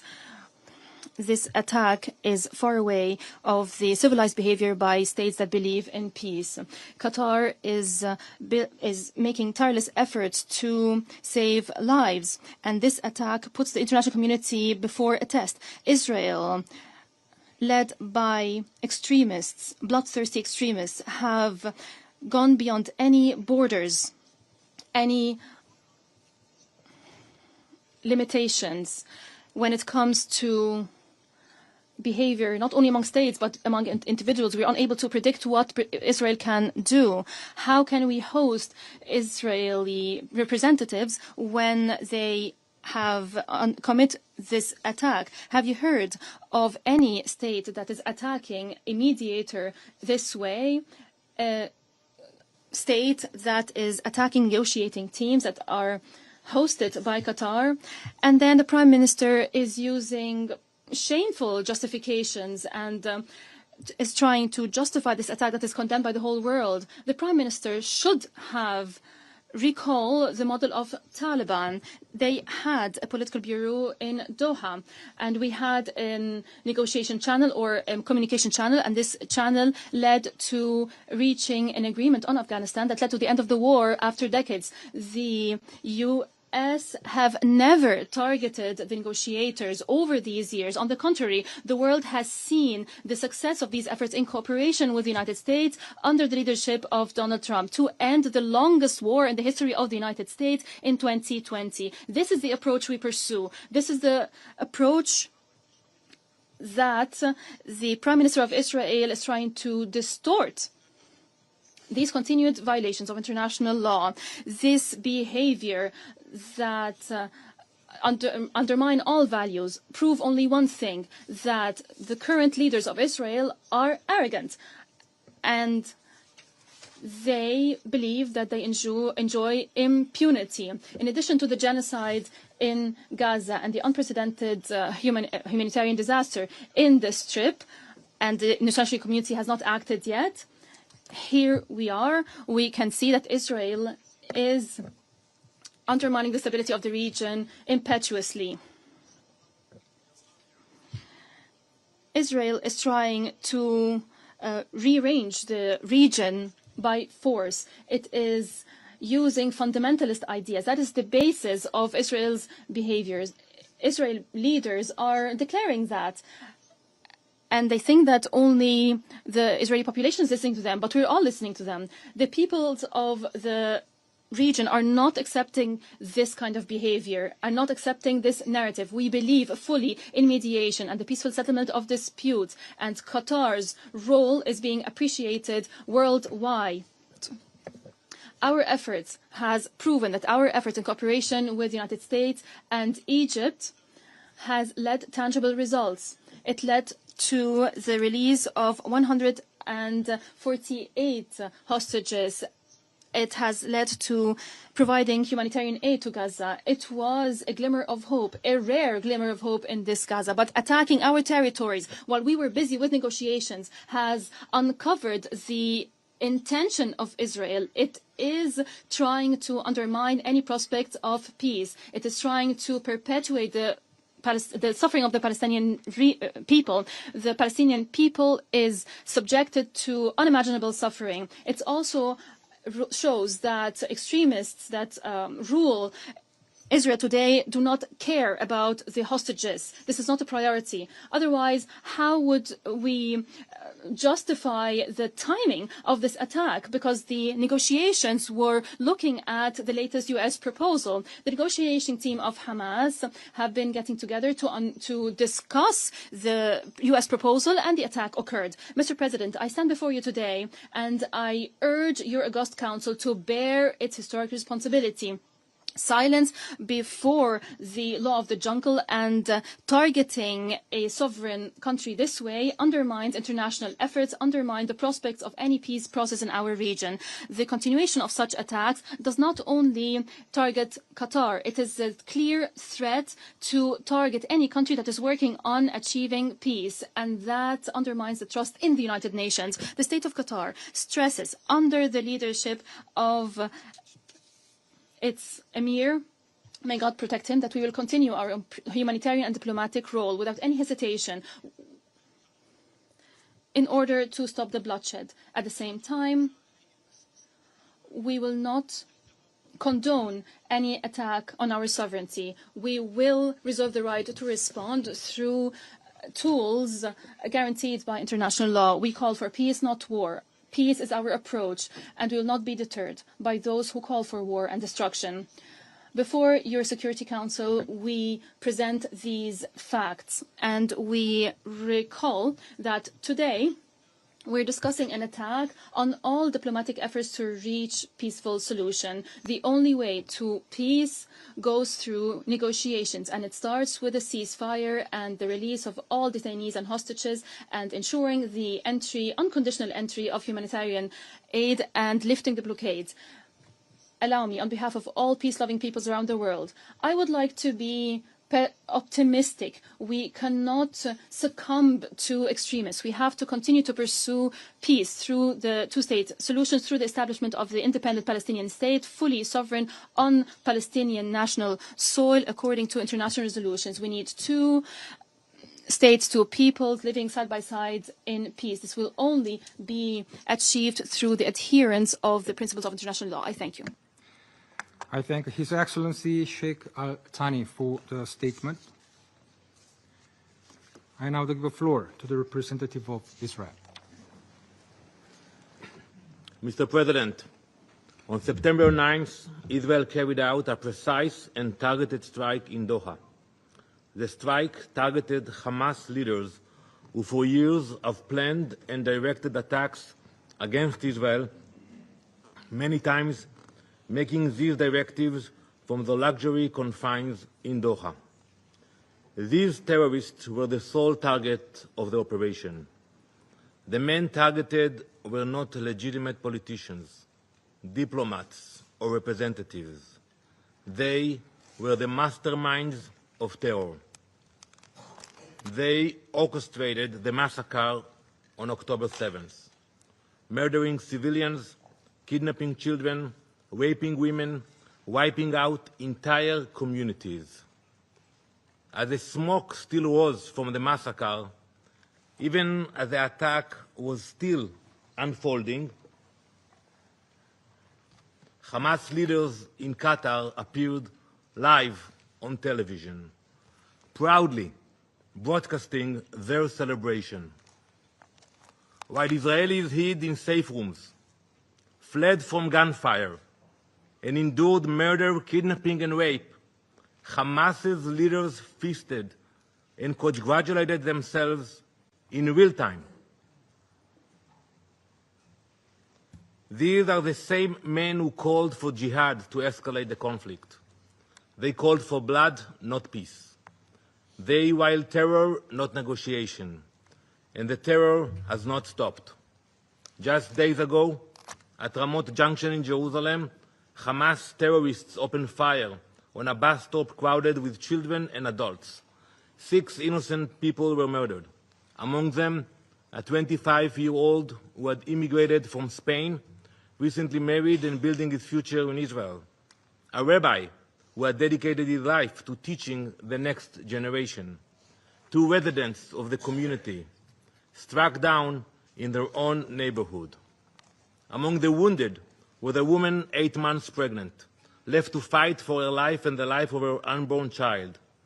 These are not numbers. They are lives, families, futures stolen.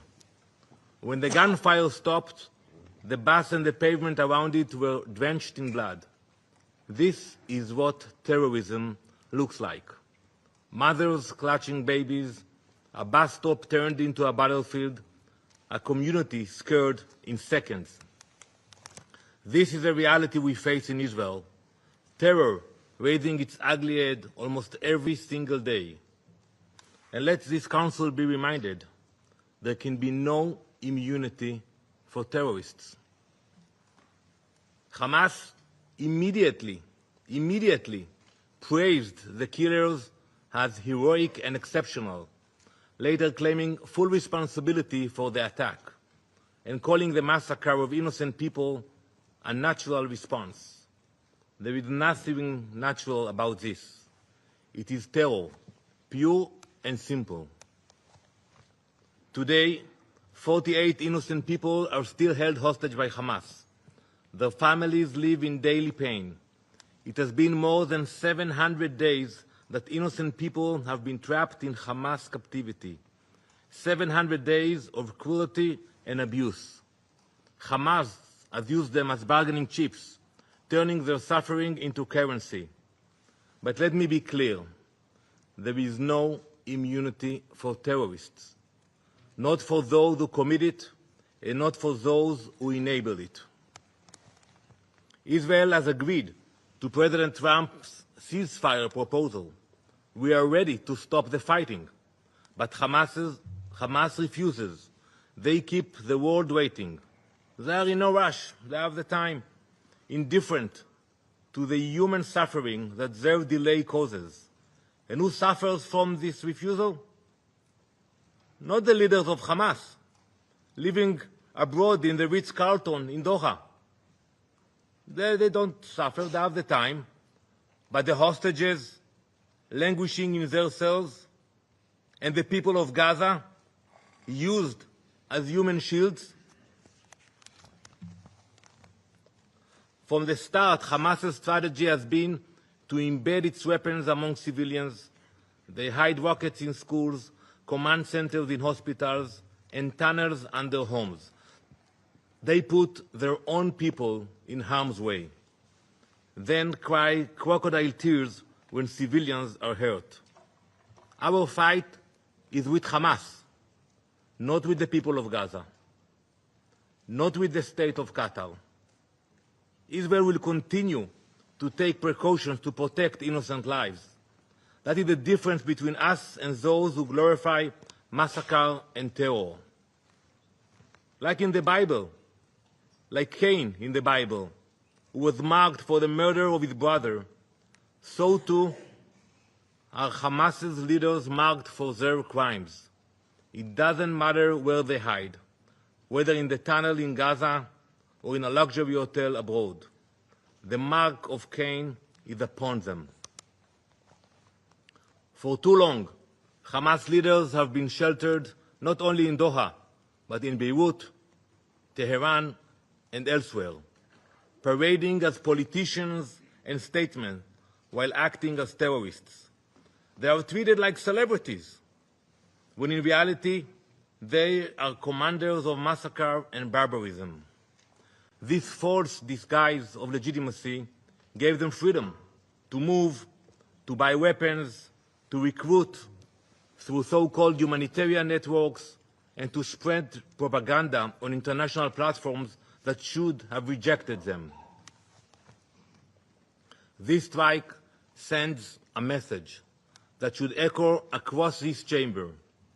There is no sanctuary for terrorists, not in Gaza, not in Tehran, not in Doha. There is no immunity for terrorists.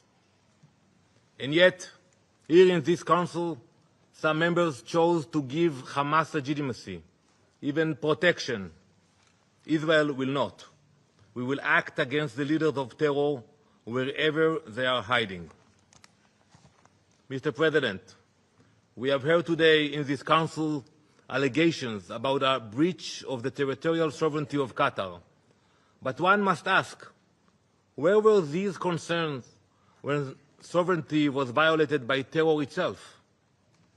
On October 8, when Hezbollah launched rockets across Israel's border, when Houthis fired a ballistic missile at Ben Gurion airport, or just days ago, when a Houthi drone crashed into the arrivals hall of Rabon airport, injuring civilians. How can anyone hide behind allegations appealing to the principles of international law while giving legitimacy to those who openly glorify October 7th and continue to plot terror?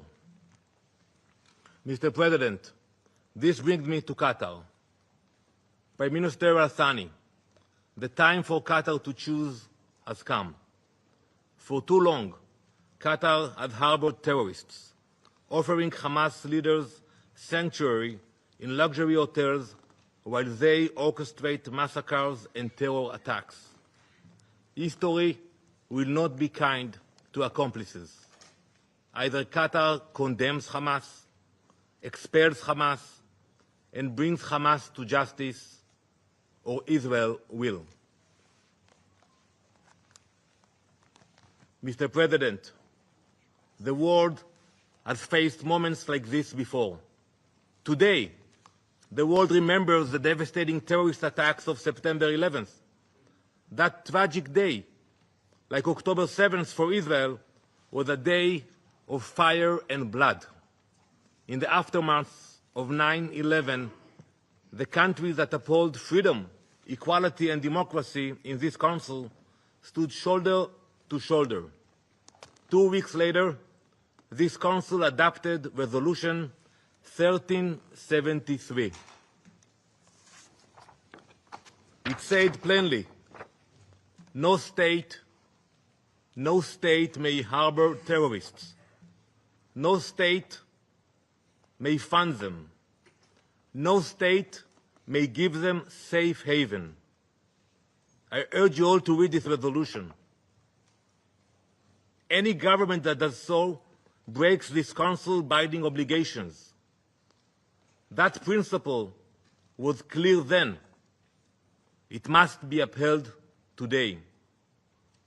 And when bin Laden was eliminated in Pakistan, the question asked was not, why target a terrorist on foreign soil? No one asked that question. The question was, why was a terrorist given shelter at all? The same question must be asked today. There was no immunity for bin Laden, and there can be no immunity for Hamas. And in facing terror, history shows that members of this Council have done the very same. From 2014 to 2022, France struck terrorists in Mali, Chad, Burkina Faso, and Mauritania. In 2014 and 2015, the United Kingdom carried out airstrikes in Iraq and Syria against ISIS. So I ask, if these actions were justified then, why is Israel singled out now? Why are claims concerning sovereignty invoked only against Israel and ignored when others act to defend themselves? Is Israeli blood worthless? The question to ask is not why Israel targets the mastermind of terror, but why they are sheltered abroad, while hostages starve in captivity and Gazans are left to suffer. Israel's fight is not only Israel's. It is a fight of all who believe in democracy against those who worship death and violence, light against darkness, civilization against barbarism, justice against terror. We will continue until the hostages are free, until our people are safe, and until terror can no longer find sanctuary in any corner of the world, because there is no, and there never will be, immunity for terrorists. Thank you, Mr. President. I thank the representative of Israel for the statement. I now give the floor to His Excellency Mr. Ayman Safadi, Deputy Prime Minister and Minister for Foreign Affairs in the Inspectorate of the Hashemite Kingdom of Jordan. In the name of God, the merciful, the compassionate, Mr. President, I congratulate you on assuming the presidency of the Council, and I thank Under-Secretary General De Carlo for her briefing. Esteemed colleagues, a rogue government soaked in the blood of innocent people, imbued with extremism and hatred, does not care about international law, is not deterred by human values, considers itself above the law, uses brutality to impose a racist ideology and to achieve expansionist goals that threatens peace and security in the region and the world. This is the reality of the Israeli government. The international community must act immediately and effectively to curb its arrogance and to protect the whole region from its disastrous actions. Over the past 23 months, Israel has killed more than 65,000 Palestinians in Gaza. It claimed the lives of 540 humanitarian workers and 247 journalists. It has used starvation as a weapon. The famine that it created in Gaza killed 411 Palestinians, including 142 children. Israel turned Gaza into a land where any sign of life is obliterated, any human values are obliterated. Killing has become promotional material for occupation soldiers. Killing more than 100 Palestinians daily has become an ordinary occurrence. This government is using any and all means to increase escalation, to increase violence, to deepen the conflict and to push towards chaos.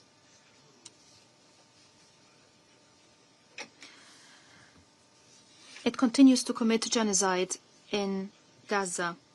More than 1 million Palestinians in Gaza City are faced with the threat of being killed or dying of starvation or being forcibly displaced to camps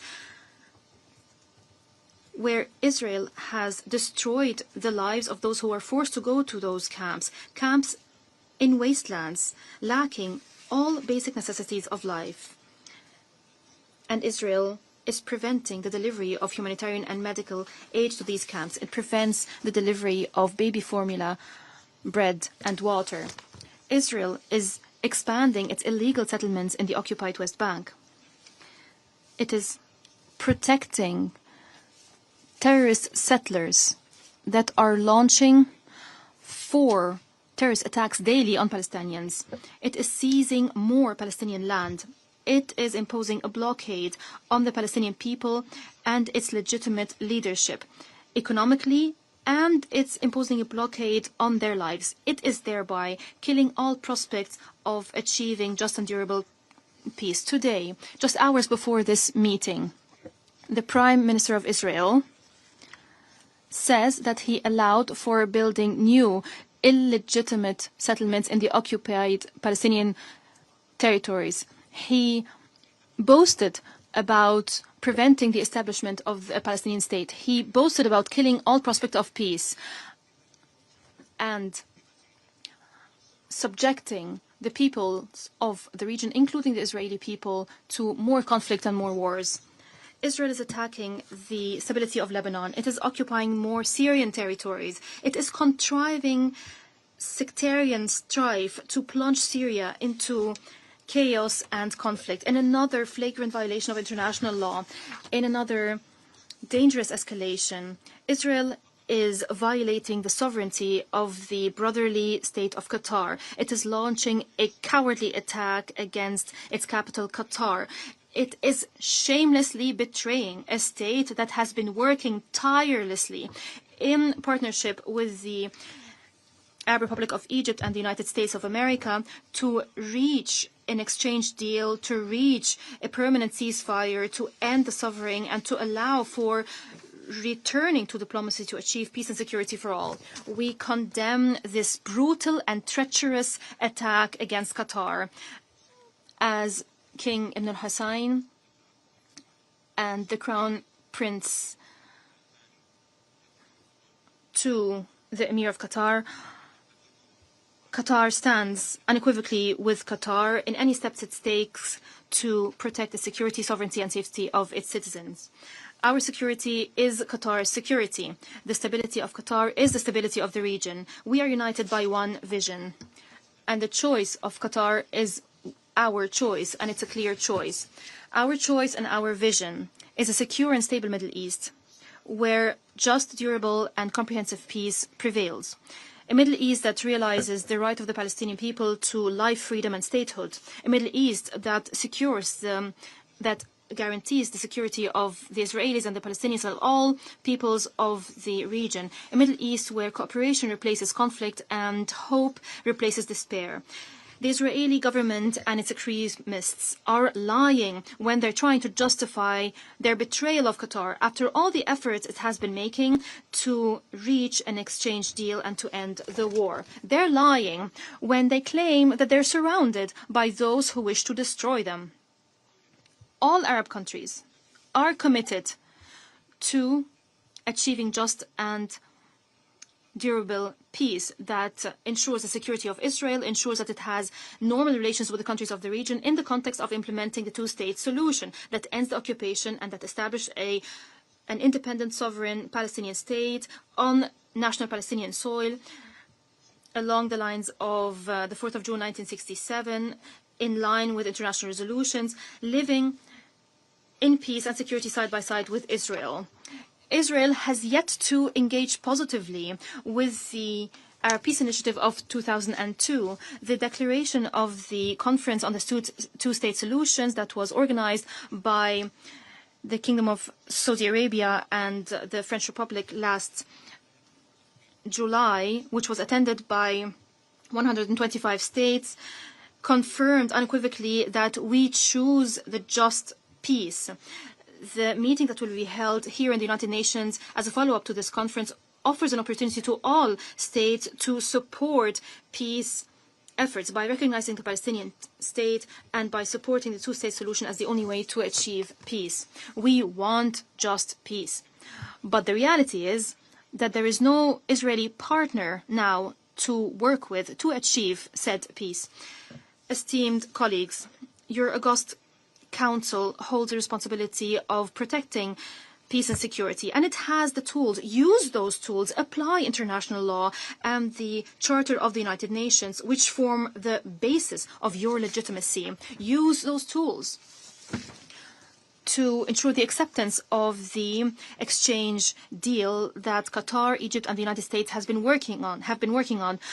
Use these tools to stop the aggression on Gaza, to end the starvation, to enforce the entry of humanitarian aid, to protect what is left of the credibility of international law and international humanitarian law, to restore the belief that human values and international law exist to be applied without discrimination, without selectivity, to reaffirm that no aggressor should be granted immunity and that there is no state above the law, to revive the hope that conflict is not the fate of the region and that peace is possible and it's our common goal and we can achieve this goal if the necessary will is demonstrated. Ladies and gentlemen, the message that Israel has sent through its attack on Qatar is that it will persist with its aggression. It will persist with violating the sovereignty of states. It will persist with violating international law. It will persist with killing civilians and innocent people. It will persist in imposing a famine on Gaza. It will persist in preventing 6,000 students in Gaza from the right to education because it is enjoying immunity. It is evading accountability for all these crimes. Esteemed colleagues, injustice has reached unconscionable levels. Stop it. Stop this injustice before it's too late. Thank you, and may the peace, mercy, and blessings of God be upon you. I thank His Excellency Mr. Safadi for the statement. I now give the floor to His Excellency Mr. Anwar Gargash, Diplomatic Advisor to the President of the United Arab Emirates. Mr. President, I would like to begin by thanking the Republic of Korea for promptly convening this emergency session. I'd also like to thank Ms. Rosemary DiCarlo for her comprehensive briefing. The United Arab Emirates endorses the statement that Kuwait will deliver on behalf of the Gulf Cooperation Council, along with statements from the Arab and OIC groups. The high-level participation in this session clearly underscores the gravity with which we view this Israeli aggression against the state of Qatar. Mr. President, the UAE has condemned in the strongest terms the blatant Israeli attack against the state of Qatar, which represents a flagrant violation of Qatar's sovereignty and the Gulf state's security. It is a serious assault on international law, including the UN Charter, and it is an irresponsible escalation that threatens regional stability and international peace and security. Yesterday, the President of the UAE, His Highness Sheikh Mohammed bin Zayed Al Nahyan, visited Doha. He reaffirmed our complete solidarity with Qatar, its leadership and people, and our firm support for all measures that Qatar takes to protect its sovereignty, territorial integrity, and the safety of its people. Mr. President, the Security Council's continued failure to act decisively against repeated Israeli violations of fundamental principles of the UN Charter will undoubtedly have severe consequences for regional and international peace. This unprecedented attack against Qatar also seriously undermines prospects for peace and ending the war in Gaza. Qatar, together with Egypt and the United States, has played a leading role in efforts to secure a ceasefire, to release the hostages and detainees and return them to their loved ones, and to resume unhindered humanitarian aid at scale. These reckless, belligerent actions will deliver neither Israel nor the region our shared goal for peace, prosperity, security, and stability. They only serve to fuel more violence, extremism, and chaos, precisely when the region desperately needs restraint and de-escalation. Furthermore, the relentless threats of land annexation and attacks on neighboring countries destroys any foundation for lasting peace and threatens the entire region's stability. Mr. President, we must work together toward a better future for the people of our region, one built in justice, coexistence, shared prosperity, and good neighborly relations, free from extremist ideologies of any kind. As we all strive for a just and lasting peace in the region, the attacks on the state of Qatar further inflames an already explosive situation. And with our gathering today, we reaffirm the centrality of international law and the sovereignty of states, as well as the wisdom required of all of us to achieve peace and security. Today, Mr. President, Qatar does not stand alone. The Council spoke with one voice to condemn aggression. Our collective voice should make a difference against these unlawful acts of transgression against international law. Thank you, Mr. President. I thank His Excellency Mr. Gargash for the statement. I now give the floor to the representative of Turkey.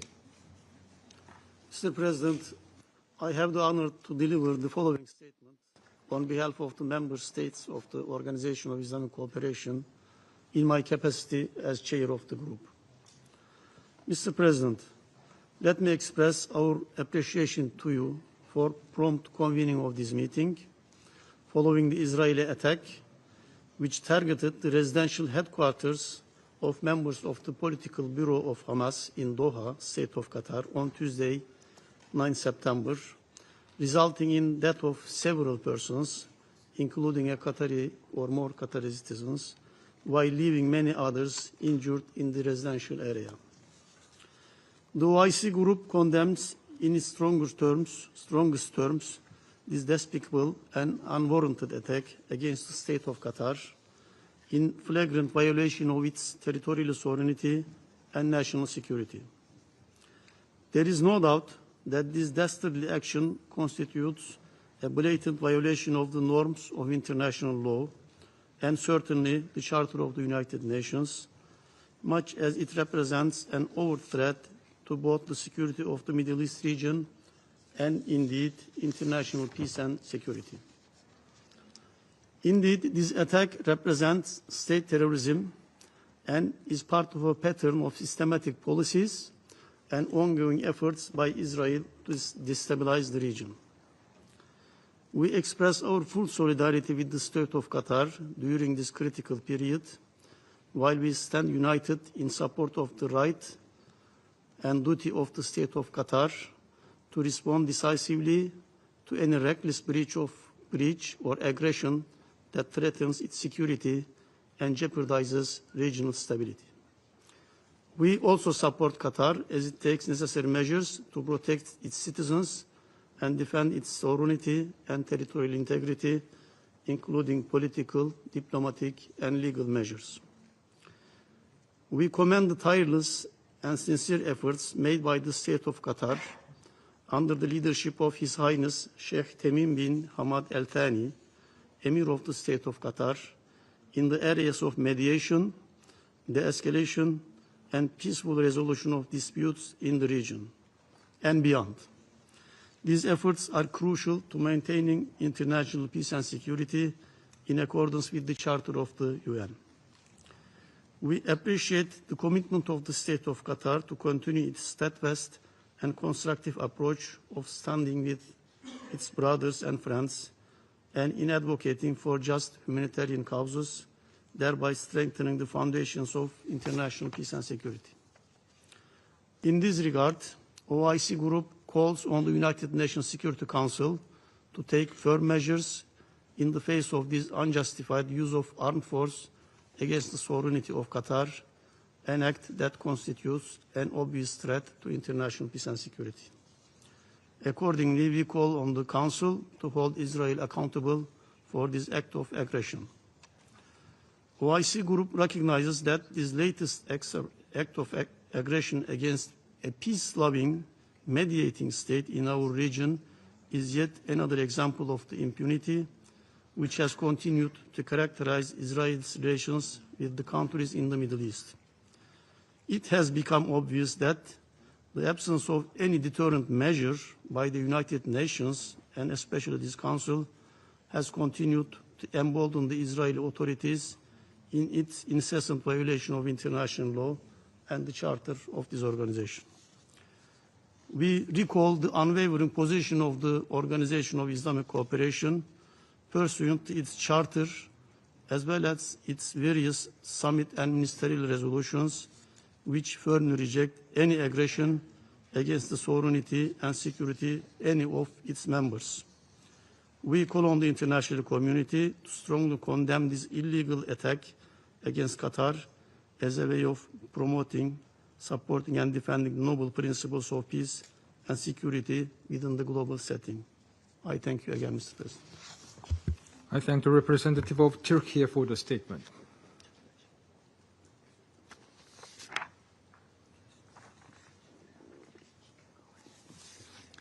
I now give the floor to the representative of Iraq.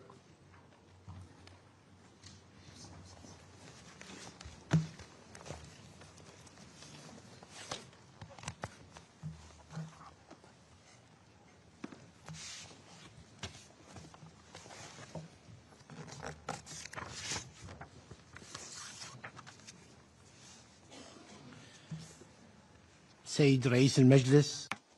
Mr. President, I would like to seize this opportunity to congratulate you on assuming the presidency of the Security Council this month. We also thank and express our gratitude to the Republic of Panama for assuming the presidency of the Security Council last month. We also express our deep appreciation for the efforts to convene this emergency session.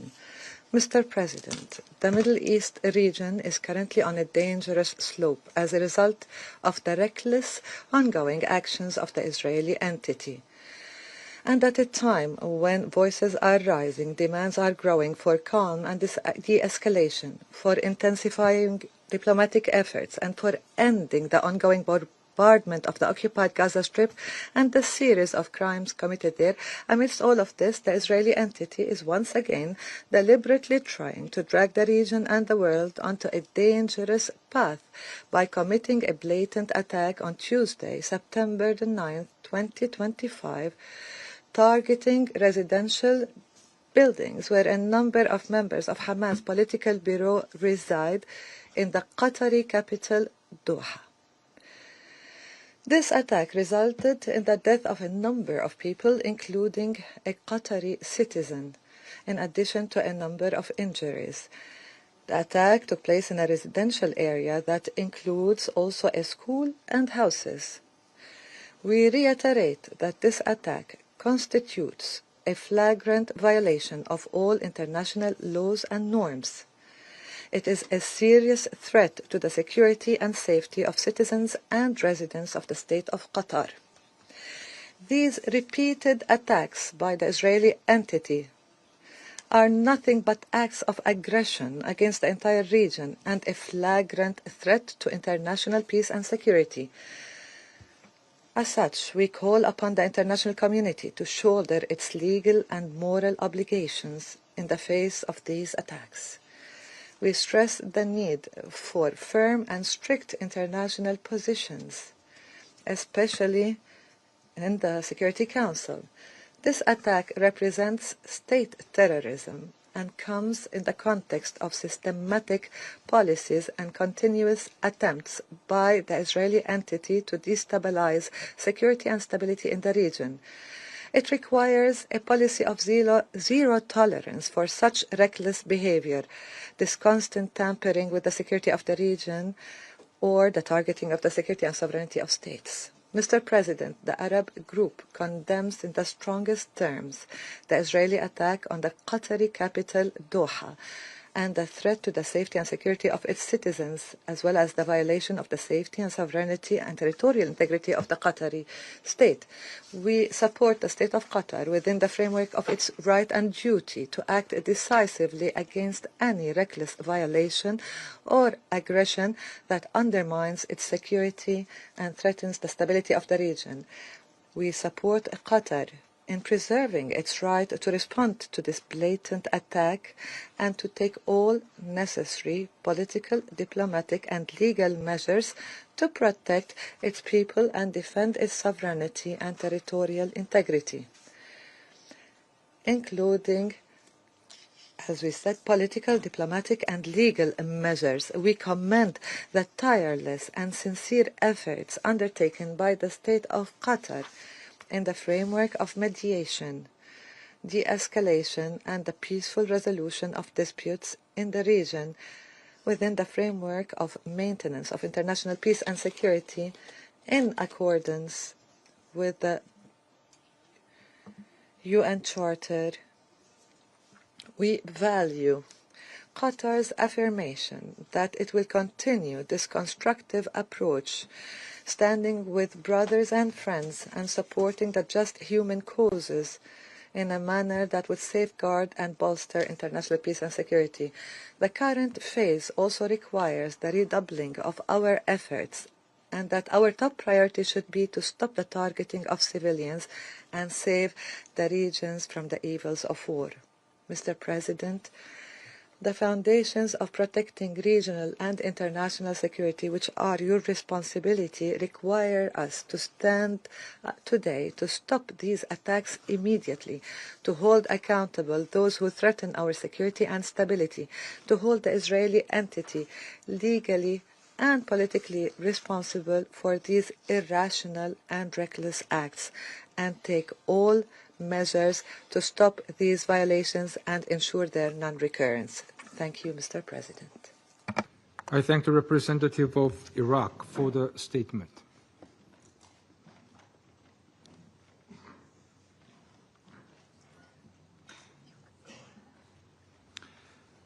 I now give the floor to the representative of Kuwait. Bismillah ar-Rahman ar-Rahim.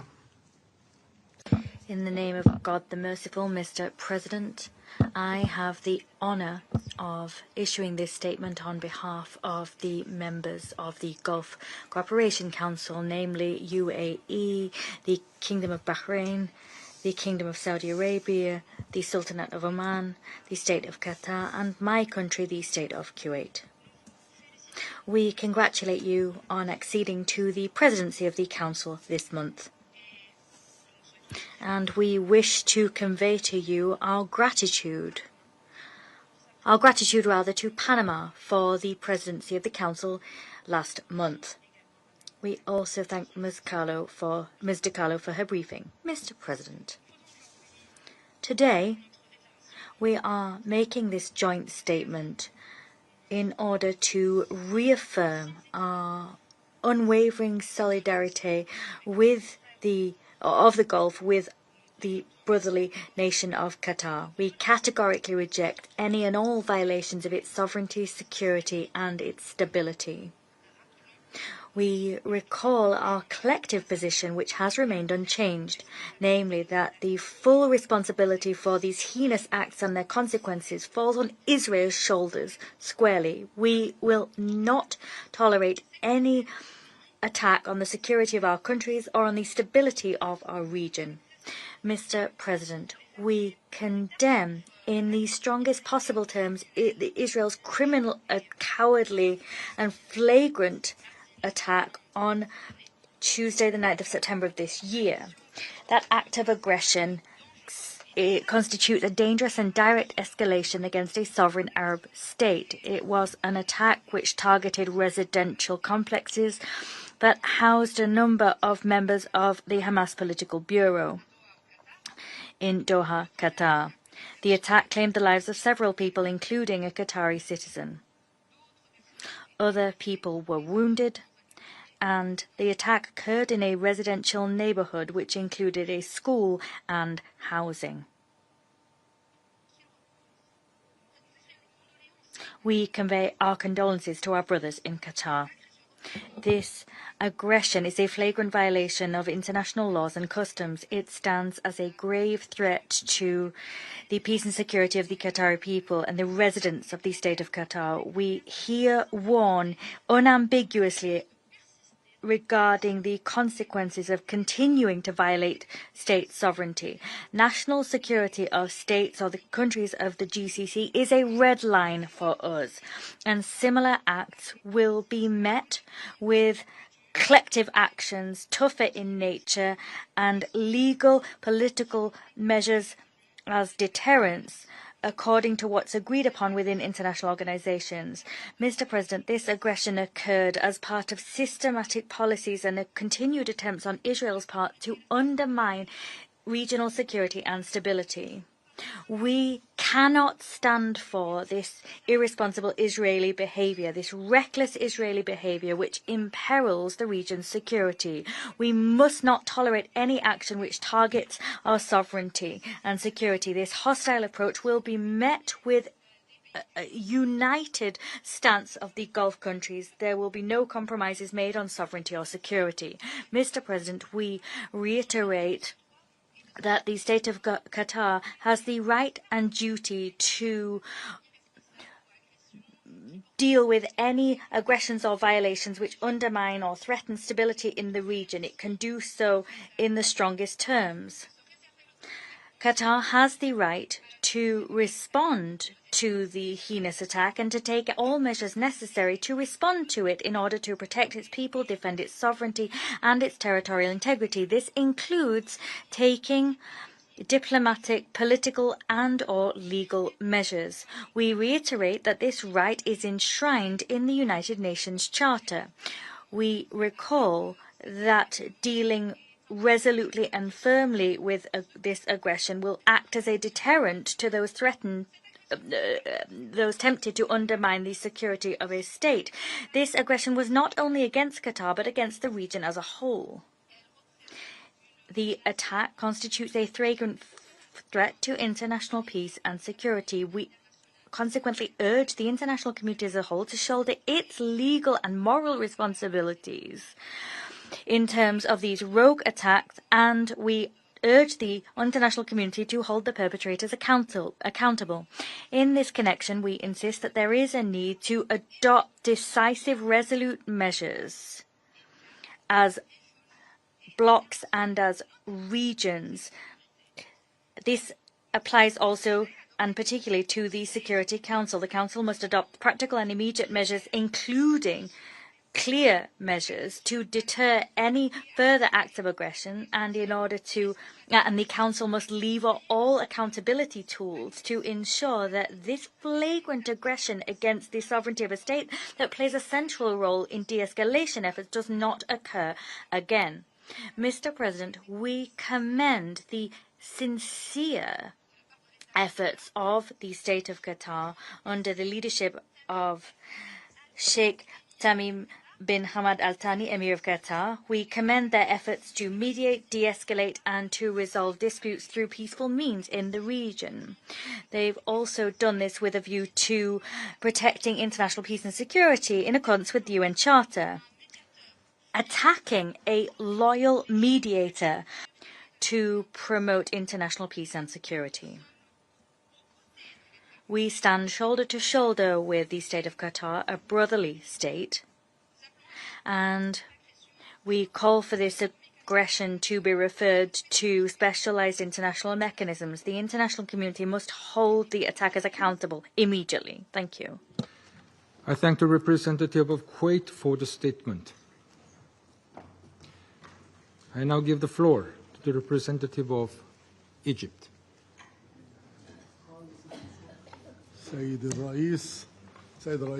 Mr. President, Your Excellency, Mr.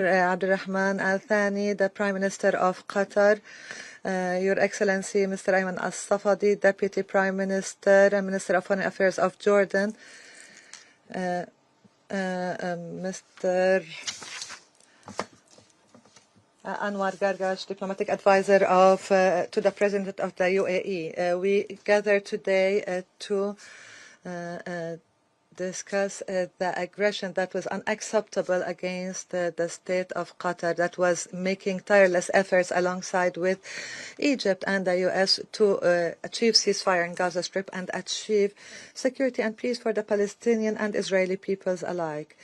Israel's cooperation and appreciation of these efforts was a treacherous aggression on Qatari territory under unacceptable pretexts. Mr. President, Israel committed an aggression against an Arab country that was not the first of its kind and will not be the last since the beginning of the crisis in Gaza. It committed this aggression in light of a genocide committed against the Palestinian people that we must not overlook, and in light of the displacement of the Palestinian people and the occupation of their lands that must end. Unfortunately, Israel will continue this aggression and these crimes as long as the Security Council and the international community do not take serious measures to deter Israel from its policy of extreme aggression and its repeated violation of international law and the Charter of the UN. Mr. President, Egypt would like to highlight the following points. First, Egypt condemns in the strongest terms the blatant aggression against the state of Qatar, which targeted the political bureau of Hamas movement in a flagrant violation of the provisions of international law and the UN Charter.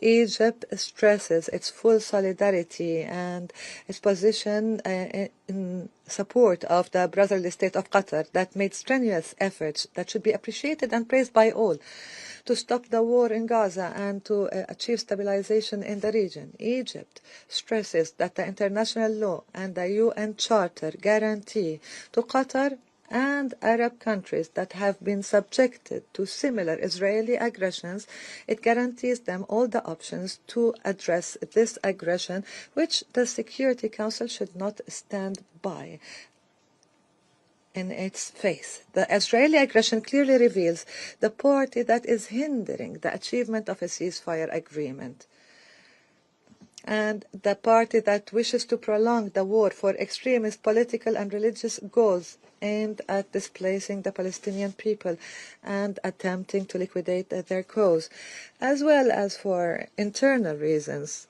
that we all know. The aggression targeted Qatar, which is making tremendous efforts with Egypt to reach this agreement and aimed at a meeting that was scheduled to discuss the latest offer to stop the war and proposals to do that, which of course will further cause difficulties and make it difficult to reach a solution within the negotiations. Third, this brutal attack clearly reflects the ideology of Israeli politics, which knows nothing but the language of killing, destruction and aggression, an ideology that does not distinguish between right and wrong and is even assaulting those who are helping it. And we wonder, how do mediation efforts succeed? How can they succeed in convincing all parties in the region of the feasibility of a peaceful solution while Israel is attacking the mediators who facilitate this solution, who are the mediators for it?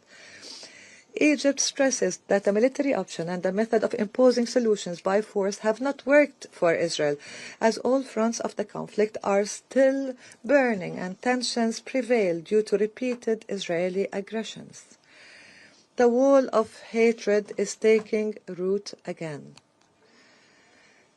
In fact, the only breakthrough in this landscape was achieved only at the beginning of the year due to mediation efforts that succeeded in achieving a ceasefire that we had hoped will be sustained had it not been for Israel's desire to prolong the aggression. Fifth, Egypt calls for intensifying efforts to stop the Israeli war against Gaza Strip, which has claimed the lives of more than 64,000 martyrs. We call for saving Gaza Strip from a famine that is killing its population and stop the occupation practices in the West Bank and East Jerusalem. We remind you of that humanitarian catastrophe in Palestinian territories that is exacerbated by Israel's siege and crimes. We call upon the Council to immediately adopt a resolution under Chapter 7 that stops the Israeli aggression against Gaza and supports the efforts of the mediators. We reiterate that the Middle East will not witness or know peace or stability except through a just and comprehensive solution that achieves an independent Palestinian state on the June 4, 1967 borders with its capital East Jerusalem. 6. Egypt underscores its continued adherence to peaceful solution to all crises in the region and its efforts to establish peace and end wars. Perhaps our latest endeavors has been manifested in the success of our efforts to mediate between the state of Iran and the International Atomic Energy Agency, the IAEA, and the signing of the Cairo Agreement yesterday to resume technical cooperation in an effort to achieve calm and restore trust between all parties and create an atmosphere that is conducive to regional security and stability. In this context, we stress our firm determination to save the defenseless Palestinian people from the ongoing aggression against their land, especially in the Gaza Strip, and to help in the reconstruction of the Gaza Strip under the full supervision of the Palestinian Authority. In conclusion, Mr. President, we reaffirm our position to stand firmly with our brothers in the state of Qatar and to support any measures Qatar takes in defense of its national security. We call upon the Council to immediately take a decisive decision to deter Israel and stop its war against the Gaza Strip and the countries of the region. and to confront the state terrorism by Israel before Israel sends the region into a regional war that no one can afford. The time has come for the international community to have a unified position that is firm against Israel and oblige Israel to abide by the international law, renounce violence, and embrace peace as a path. Qatar is not alone. Your Excellency Sheikh Mohammed, Egypt and national security are all at the stake, and thank you, Mr. President. I thank the representative of Egypt for the statement. The representative of Pakistan has asked for the floor to make a further statement. I give them the floor. Thank you, Mr. President.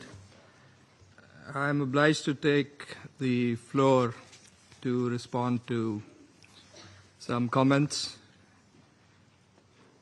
The representative of Israel perhaps did not listen attentively to all council members and other speakers in today's debate. And in our view, it is unacceptable, indeed ludicrous, for an aggressor, an occupier, a serial violator of UN Charter and international law, that is Israel, to abuse this chamber and disrespect the sanctity of this council. And this is not the first time. And by pointing fingers on others, baseless assertions primarily aimed at masking its own illegal actions and violations of international law. President, but that's not at all surprising. It is an occupier that does not listen to anyone, that does not pay heed to any advice, even from its friends, if there are any left, that refutes, and not just refutes, it threatens members of the international community, international media, international human rights and humanitarian organizations, doesn't listen to the ICJ or the ICC, and threatens the UN and its senior officials. And it does that with impunity, shielded by its apologists who time and again acquiesce in its illegal actions and defiance of the international community. And like all occupiers, despite being the aggressor, it feigns and plays the victim. But today it is totally exposed. President, this Council has spent decades discussing the situation in the Middle East and the Palestinian question.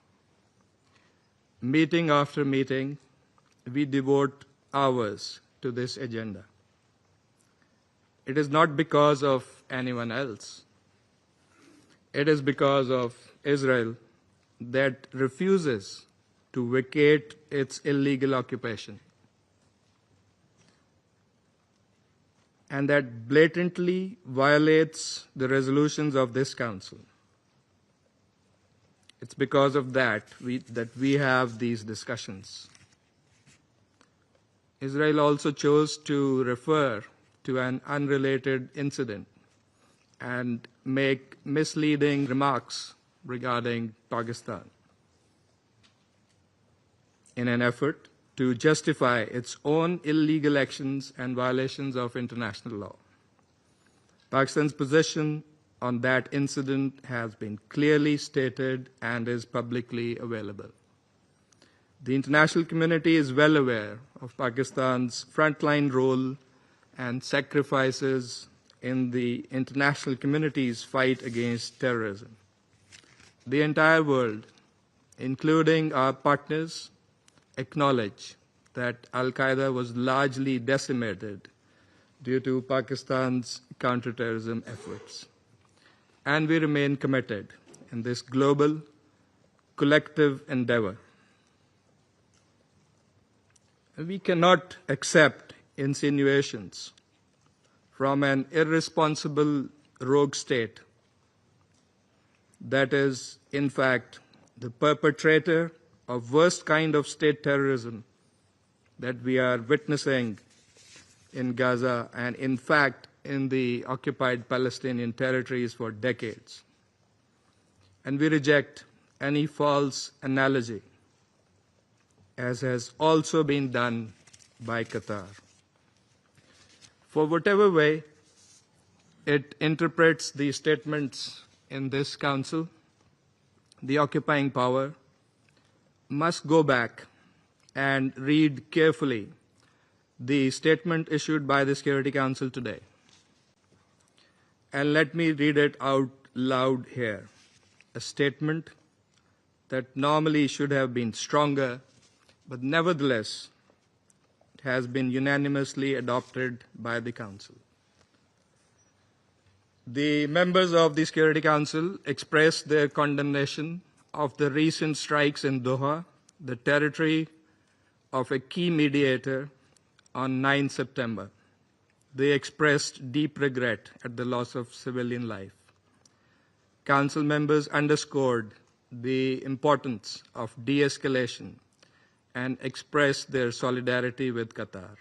They underlined their support for the sovereignty and territorial integrity of Qatar in line with the principles of the UN Charter. Council members recalled their support for the vital role that Qatar continues to play in mediation efforts in the region and alongside Egypt and the United States.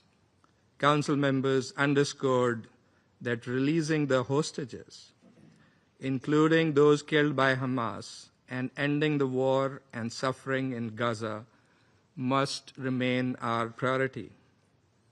In this regard, they reiterated the importance of the ongoing diplomatic efforts of Qatar, Egypt, and the United States, and called for the parties to seize the opportunity for peace. That is why we are here this afternoon in this Council. I thank you. I thank the representative of Pakistan for the statement. The representative of Israel has asked the floor to make a further statement. I give them Thank the you, floor. Mr. President. You know, if the distinguished colleague from Pakistan wanted to read the statement, he could have done it at the beginning of the session. But I want to refer to your words. You know, maybe you got offended from the word of my speech, and I apologize for that. But I make sure that in my speech I stick to the facts. And the fact is that Osama bin Laden was killed in Pakistan, and no one condemned the US. And when other countries in this council attack terrorists, no one condemns them. And that is the issue of double standards. When you apply different standards on Israel, then the standard you apply on yourselves, that is the problem of this institution. So yes, you cannot change the fact that 9/11 happened, and today we mark this day. You cannot change the fact that Osama bin Laden was in Pakistan and he was killed on your territory. But I would ask you, when you criticize us, and I'm sure it will continue in the future, think about the issue of double standards, which standards you apply to your country and which standards you apply to Israel. Thank you, Mr. President. I thank the representative of Israel for the statement. There are no more names inscribed on the list of the speakers. The meeting is adjourned.